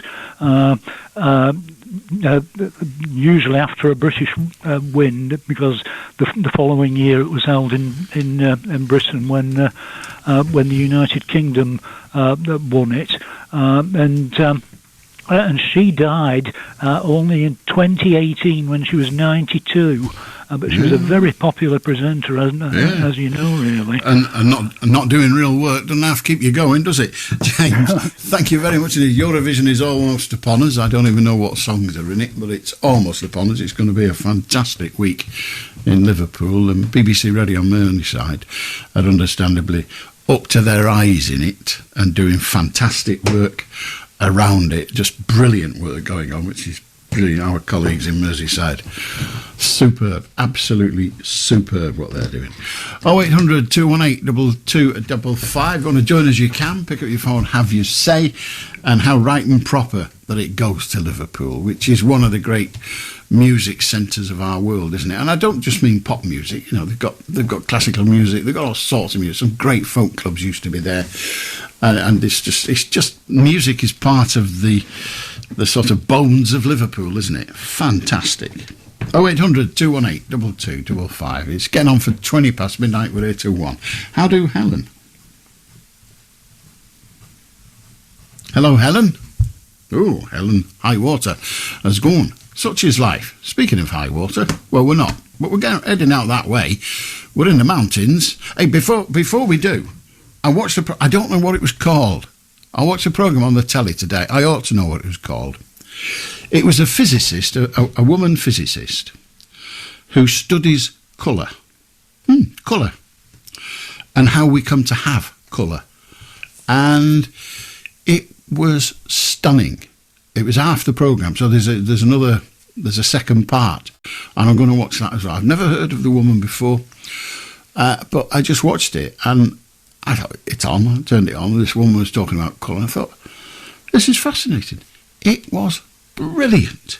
Absolutely brilliant. I'll try and find out what it was called, because frankly, if you're interested in science and how we get colour, the one that was, I think one of the most fascinating things was salt. Some bits of it I already knew. I knew that salt crystals were cubes, just tiny, tiny, tiny, tiny cubes. And you can tell yourself, if you get salt, dry salt, because if it's wet, if your hands are wet, it just melts. But if you just get salt and rub it on your fingers, you can feel the edges. And if you put it under a microscope, it's cubes, tiny, tiny, tiny, tiny cubes of this mineral called salt. And when you look at it, it's white. But if you get one of the cubes, it's transparent. And it only looks white when you get a lot of it together, and the only light it can reflect is full light, and full light is white. White light is white. And it's just utterly fascinating. So if you get a small amount of salt, it's transparent. But if you put all those transparent bits together, then what happens is it acts like a prism, and it splits the white light that hits it into all these different colours, the 7 colours of the rainbow, if you will, of the spectrum. But then it goes all over the place, and there's thousands and thousands and thousands doing things, and it's reflecting it here, there and everywhere. You're getting the light reflected, and because it's all banged together and happening here, there and everywhere, it comes out to you and me as white, which is, she explained it. She's a professor, for crying out loud. She explains it substantially better than I do, but honestly, it was amazing. Absolutely amazing. It's one of the best programmes I've seen for ages.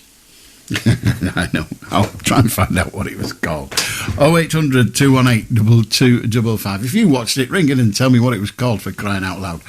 And then I can pass it on, because I don't know when the next one's on. I'm going to have to find that out as soon as I wake up tomorrow. That'll be what I'll be doing, looking out when it's on again. Anyway, we've found Helen. How do, Helen? Hi, Allan. Are you all right? I'm very well, thank you. Yeah. It's only because I've been watching this, The Crown, inside the, Buckingham Palace and whatever's been going on, this, that and the other, Okay. And I've just, put my phone up there, and there's all sorts comes up on your phone, as your mobile, as this, that and the other, But what I can't understand is this Meghan, with, oh gosh, what's his name? Harry, like that. And they're more or less putting it across, that it's, she's only saying there because it's his birthday. One of the kids' birthdays, this, that and the other. Doesn't she understand that this is the King of England that's getting crowned? Like that. Which is more important than her child's birthday, 4th birthday. Stuff like that. And you know what? It's really bothering me, because I understand where they're coming from a little bit, with him and her and this, that and the other. But no, I'm not understanding that. Well, her thinking that it's her son's 4th birthday. Is that more important than King Charles's, coronation? Well, to her, yes. And there's nothing wrong with that. Why? Please tell me. Well, I can't tell you why she thinks it is. First of all, she's an American, so her regard... I understand all of this.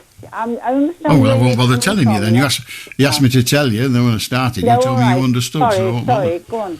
No, it's okay. She's an American. Her regard for the traditions of United Kingdom history and the like is of no significance to her. And why should it be? No, it's not, because that's them.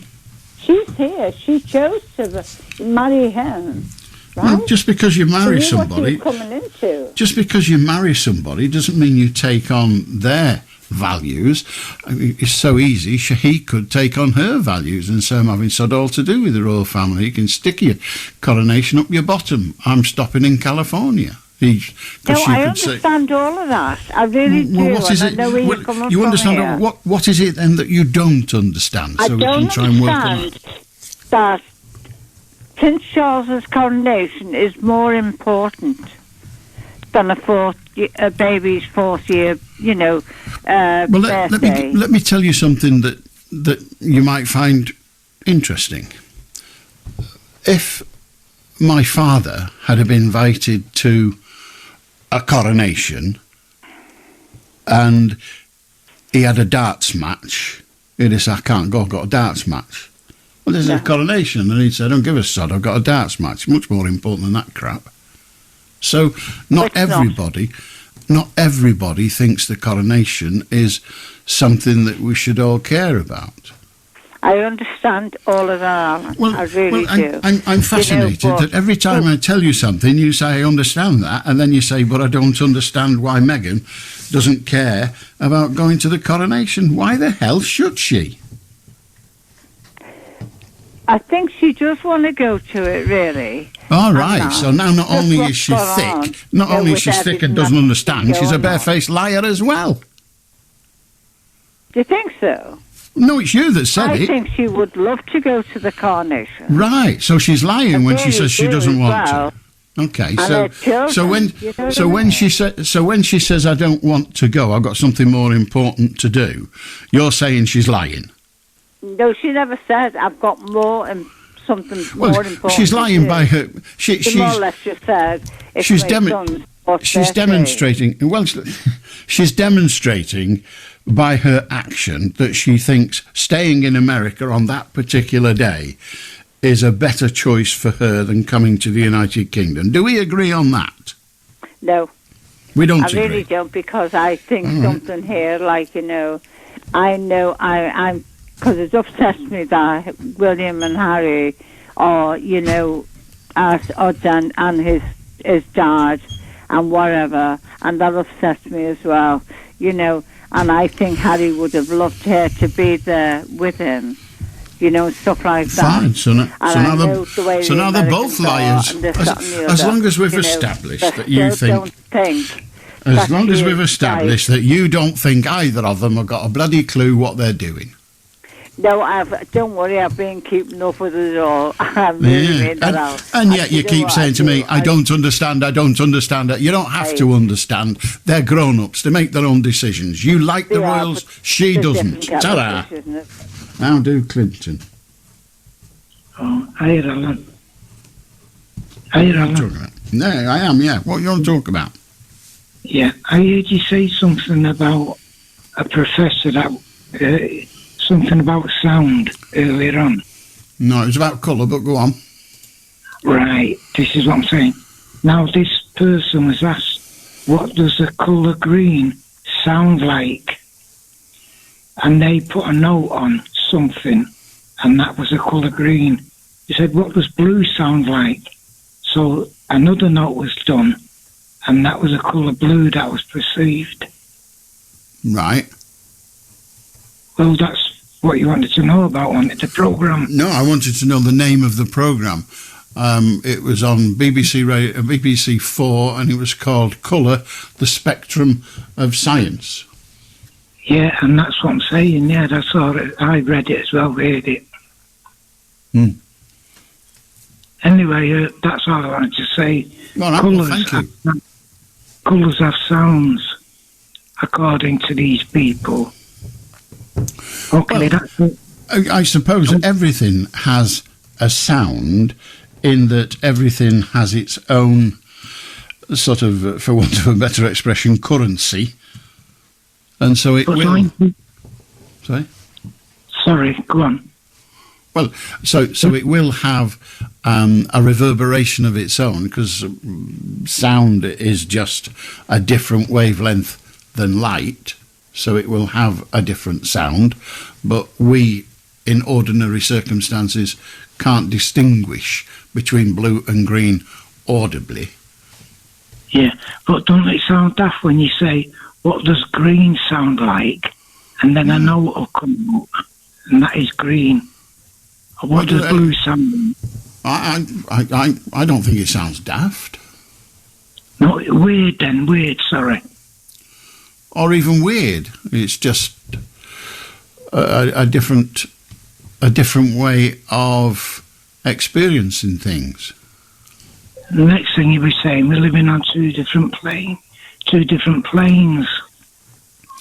Well, there are people who do say that we're living in different planes. There is a great individual, I don't know what his discipline was, but there was a great individual who poses the question, and that's all he's doing, I suspect, posing a question, but how do we know that we aren't just not alive at all, we are just part of somebody else's imagination? How do we know? Well, to me, what you just said there sounds ridiculous. Part of somebody else's imagination. Well, it can sound ridiculous, but to just say, well, I find it ridiculous is perfectly fine, but it doesn't address the question. How do we know? Well, we don't do it. We just live for the moment. Well, we don't know, so therefore, it's a valid question. No, to me, you live and die. You got to seize the day and live for the moment, and that is it. Well, fine. That's for you, and there's nothing wrong with that. Okay. Cheers, Alan. Cheers. Have a good night. 0800 218 2255. If you wish to join us, you can. The scientist is called Helen. I'm probably mispronouncing this, and my apologies to her and everybody else with that name. Helen Gazerski, and she's a physicist, an oceanographer, and of course a television presenter. She was brought up in Altrincham. Hey! Educated at Altrincham Grammar School for Girls. Then she went to Cambridge, where she was a student at Churchill College. She's degrees, Master of Arts, Master of Science in Natural Sciences, Physics, and a PhD in Experimental Explosive Physics, particularly Research Department Explosives. There you go. I got nothing more than that. But there we have it. Wow. Anyway, the programme she did about colour was absolutely fantastic. How do Cliff? Hello, Alan. How are you? I'm very well, thank you. Good, Alan. I just following on from Helen's conversation there with you on Megan. Just want to broaden it out a little bit. I feel Megan has let herself down in this respect, because if you do remember, at the time of her wedding, she had been estranged from her father, and it was Charles who actually stepped in to walk her up the aisle on the day of her wedding. So I feel like she should at least have returned the favour, as it were, and being present at such a big occasion for her father-in-law as he ascends, the coronation, and it's a big event in his life. So I feel like when he stood in for her and walked her down the aisle, she should have at least returned. I think she just let herself down, in that respect. How has she let herself down? You could argue that she's let Charles down, but she's, in her view, now I'm not a party to the truth here, but in her view, and indeed her husband's view, she's been treated badly by the royal family. And you pick one incident and say that incident was certainly evidence of the princess was helping her. But she also says... Well, yeah, because it was her big day, wasn't it? It was her big day. But she also says that she has been treated appallingly by the royals. Now, I don't know whether she has or not. I'm not a party to it and don't want to be. But that's her claim. Yes. And obviously there's things that she will say that may or not, be true and stuff. And she had the Oprah Winfrey interview where she came out and said, one of the members of the royal family had asked her, you know, about the colour of the baby and how dark she thought the baby would be and stuff. And now, recently, we've heard that she's going to expose that member of the royal family and bring it all up again, you know, and actually say which member of the royal family had said such a thing to her because she was, you know, offended by it, which is fair enough. But, you know, it just seems to drag on and on and on, and it's well, for it will me, stop. it's a lot of It will stop dragging on when the press stop reporting it, and then we won't care anymore. Then we can just let her get on with her life and Harry with his and the rest of us with ours. I mean, Exactly. without this programme, I wouldn't give a moment's thought to it. No, I wouldn't really either, but I just feel like she's, well, if you want to say, she may not, I feel like she's let herself down, but she's definitely let her father-in-law down because he stepped in on her big day, and I feel like she should have been there. She should have at least returned the favour. On another point, I just wanted to say about, you know, for all those who will be attending the big coronation weekend, Republicans in Northern Ireland have actually decided to attend, have accepted the invitation, which I'm sure you heard on the news. I did. And they obviously, it has gone down well in some quarters and not so well in other quarters. Obviously, amongst staunch Republicans have been quite miffed by Michelle O'Neill's accepting the invitation to the coronation, as has the President of Ireland. He is going as well. I believe him and Charles and Camilla are quite close and have spent a lot of time together when Charles and Camilla make their frequent trips to Cork. They have met up with the President of Ireland quite regularly, so they're quite close anyway. Well, that's maybe a good thing, isn't it? Of course it is. It's you know, there's people who have said, you know, the hunger strikers didn't starve themselves to death, so you could sit at a banquet for the King of England. You know, you read these things online, so there's that element of thinking, and obviously there's also people who are thinking, you know, there's people in Northern Ireland who are fans of the royal family, and she is accepting that she is a politician for all of the people now and willing to, you know, take that step and attend the coronation. Well, if we want to resolve the chronic difficulties within the island of Ireland, in whichever direction a person might choose for them to go, if we want to resolve those difficulties, someone's going to have to do something that somebody else doesn't like. Well, Charles is definitely reaching out because I believe there's going to be a part of the ceremony in Irish. Well, he's taken in all four. Yeah, he's taken in all four parts of the United Kingdom, and he wants to, you know, involve all cultures and peoples of the United Kingdom. So a part of the ceremony will be in Irish. Excellent. You're making me almost want to hear it. Oops, not quite. There you go. All right, thanks a lot. Have a good night, Cliff. 0800 218 2255. How do Allan? Hello there, Albert, isn't that, Alan? I've had cancer myself, and I think there's a cure for cancer.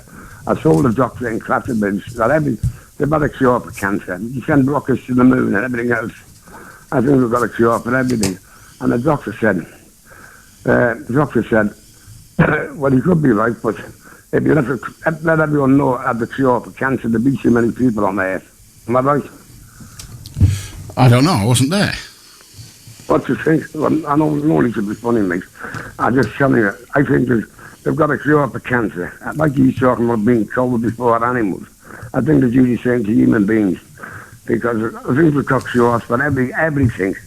As I say, we can send rockets to the moon. Well, we haven't got a cure for everything. They can't even cure.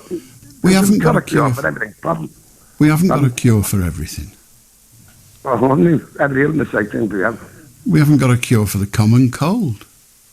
Oh, no. Well, I don't think we need one for that, do you? I don't know. All right, mate. Thank you very much. It's all right, okay. Apparently we've got a cure for everything. Except stupidity, obviously. 0800 218 2255. They've got a cure for cancer, but they're just not using it. They're going to cull they're going to cull the population by letting them die of cancer. Yeah. That's nearly believable, isn't it? Is it not? Okay. To each their own. 0800 218 22255. If you want to join us, you can. Pick up your phone and have your say. And then he said, we've got a cure for everything. We've not got a cure for the common cold. Yeah, we don't need one for that. Dear God. Diana Ross. This time next week, he'll have been done, won't he, the King? Is it Saturday they're doing it? It is, isn't it? It's Saturday. Yeah, of course it is. So he'll have been done. He'll have been all robed up and ready to roll, as it were. I mean, he's already the King. He was the King a heartbeat after his mum died. That's how it works. But then they have to go through all this rigmarole and everything. It's going to be a cut-down coronation, but nonetheless one hell of an elaborate palaver. And, you know, we do it very well. I mean, I'm not a big fan of pomp and the like, but we do it very well. And if you're good at something, you might as well play your best hand, mightn't you, and do it. But will you be watching it on the telly? Will you even go down to London and stand there and watch the horse and cart go past? It sounds like Ronnie Paget, only he never had an horse. But you know what I mean. I won't bother with it, but it is a big event. It's part of our history, and you know, maybe we should give it some attention for that. I mean, I would just go crackers if I had to watch it all. I'm not very good at watching things that I don't engage with. You know, you put the telly on and a programme comes on, and after 2 or 3 minutes you think, I don't know what's going on here. I can't get interested in this. And I'm too selfish to make the effort. I just think, well, it's up to them. They've had 3 minutes. They're not getting any more. Gone. And I can't see me sitting and watching the coronation. But I'd be interested to know next week, when you've watched it, if you have, what you thought of it. Anyway, I'll do Maureen. Oh, hello, Alan. You had a gentleman on just before saying, I think he said there was a cure for everything. Well, he was claiming there was a cure for cancer, but they weren't telling us because, the place would be overwhelmed. Well, there's no cure for multiple myeloma, which is a cancer of the white blood cells. My husband died from that. There's no cure for multiple sclerosis, which my son died from a couple of years ago. There's no cure for me, lupus, Raynaud's, fibromyalgia, inflammatory bowel disease, Sjogren's. They're just some of my things wrong with me. Osteoporosis. Shall I go on? Well, I mean, the man was crackers. There's the truth of it. Yeah. But arthritis. There's no cure for arthritis. No, there's not. Keep it away. Rheumatoid arthritis. No. There's a lot of things. And I've suffered quite a few things. But you see, his argument wasn't that they've got no cure. He was saying they have got a cure, but if they cured everybody, then the population would be even bigger than it is. So they don't bother. It's a kind of culling. Oh, right. I didn't hear that bit. I thought it was about we could spend the money on the moon or something. No. He was about his idea. He said he was being treated for cancer in Clatterbridge. Now, that's somewhat contradictory because there he was being treated for it. He was being treated for cancer in Clatterbridge, and he said to the doctor, how come they haven't cured it? And the doctor obviously had a sense of humour and said, they have, but we don't want to tell everybody because if we do, then this place will be packed. Oh, right. I didn't hear that bit. Yeah. I was at Clatterbridge. Very strange. Got my varicose veins dealt with there. And very painful. So there's no cure for that either. Varicose veins. No, but I mean, they can get shut of them, so that's, you know. Yeah, well, he did actually, but it's not for hair, you know. Well, yeah. I didn't say it was going to be easy, but yes. And they're very painful, aren't they?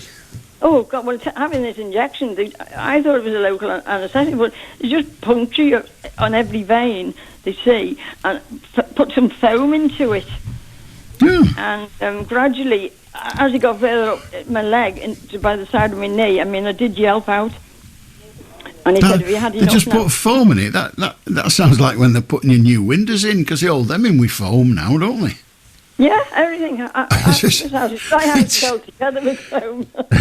Extraordinary. 1899, it was filled with 1899. Is that the year or the price? No, that's squishy stuff people come round with, Everyone's got squishy stuff in it. It's very strange. Good, though, Well, the expanding foam is, as I say, they hold windows in with it. It's just peculiar.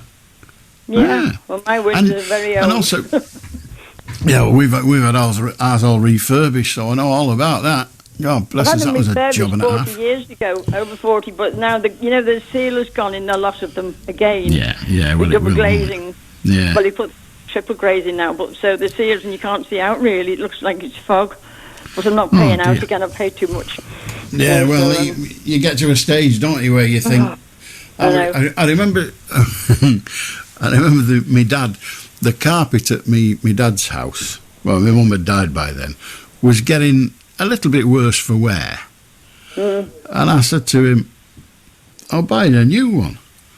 And he said, "What for? I'm going to have the best carpet on the tip when I'm dead." That's fair enough. He said, "I'll manage with it. It'll see me out." That was the expression, isn't it? It'll see me out. I've gotten to that stage now. Anyway, so if you're not doing anything on the coronation day, how about painting my kitchen? No, you're all right. You're all right. I'm not very good at painting. You wouldn't want me painting it anyway. I'm crap at it. Well, anyone. I mean, the man was coming back 2 years ago, and he'd never come back yet. So I'm just getting a bit desperate. It really needs doing now. So I'm just trying to find the money. If you want to hear a lovely song, I'm just going to tell you this. Jimmy Durante, I'll Be Seeing You. We played a Jimmy Durante song the other day. Oh, it's just a song he sings. There's a few of his on that one, I'll Be Seeing You. It's very gruff, as you can imagine.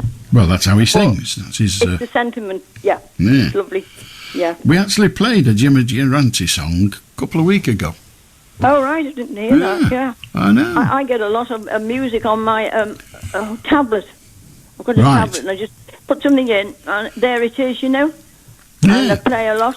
The thing is, people actually put comments on this thing. I don't know how to pull a comment back, but they do. And I played some Russian folk music 2 or 3 weeks ago. I thought, poor bugger's over there, and I had a message back in Russian. Oh, that's nice. So you can't understand it. I know, but I mean, it must have been something nice because he wouldn't have done it, would he? I've had some French. I've been playing quite a lot of French songs. I do like French music, French songs. They've got those lovely voices somehow. And so also French. I don't know French either, but they're all. One of them went to 5K, which means 5,000 people have listened to it. All right. And I don't know how it gets from my tablet to somewhere else in the world. I can't fathom that out. Well, it's not good asking me. No, I thought not. I'm reassured by that. Cheers. So, all right. Good on you, Morin. With all your conditions, you shouldn't be short of a tablet or two. 0800 218 2255. If you want to join us, you can. You've got about 8 minutes. Here's Diony Warwick. I love this. About the subject of colours that you just mentioned. Yeah. I didn't actually. I know the program. I didn't actually watch the program myself, but I know what you're talking about. And the branch of physics that it is about. It's called electromagnetism. You've probably heard of that. I think. I've heard of electromagnetism. Yes. Yeah, it's a branch, and actually it explains electromagnetism. Also explains how the electric motor works and all of that. But I'm actually reading a book on by Penrose. He just got the Nobel Prize, and I started getting into myself in science. Right. So, and I start his book I'm reading. It starts with the maths because he's a mathematical physicist. He's Right. completely different type of physicist than this Helen Chersky.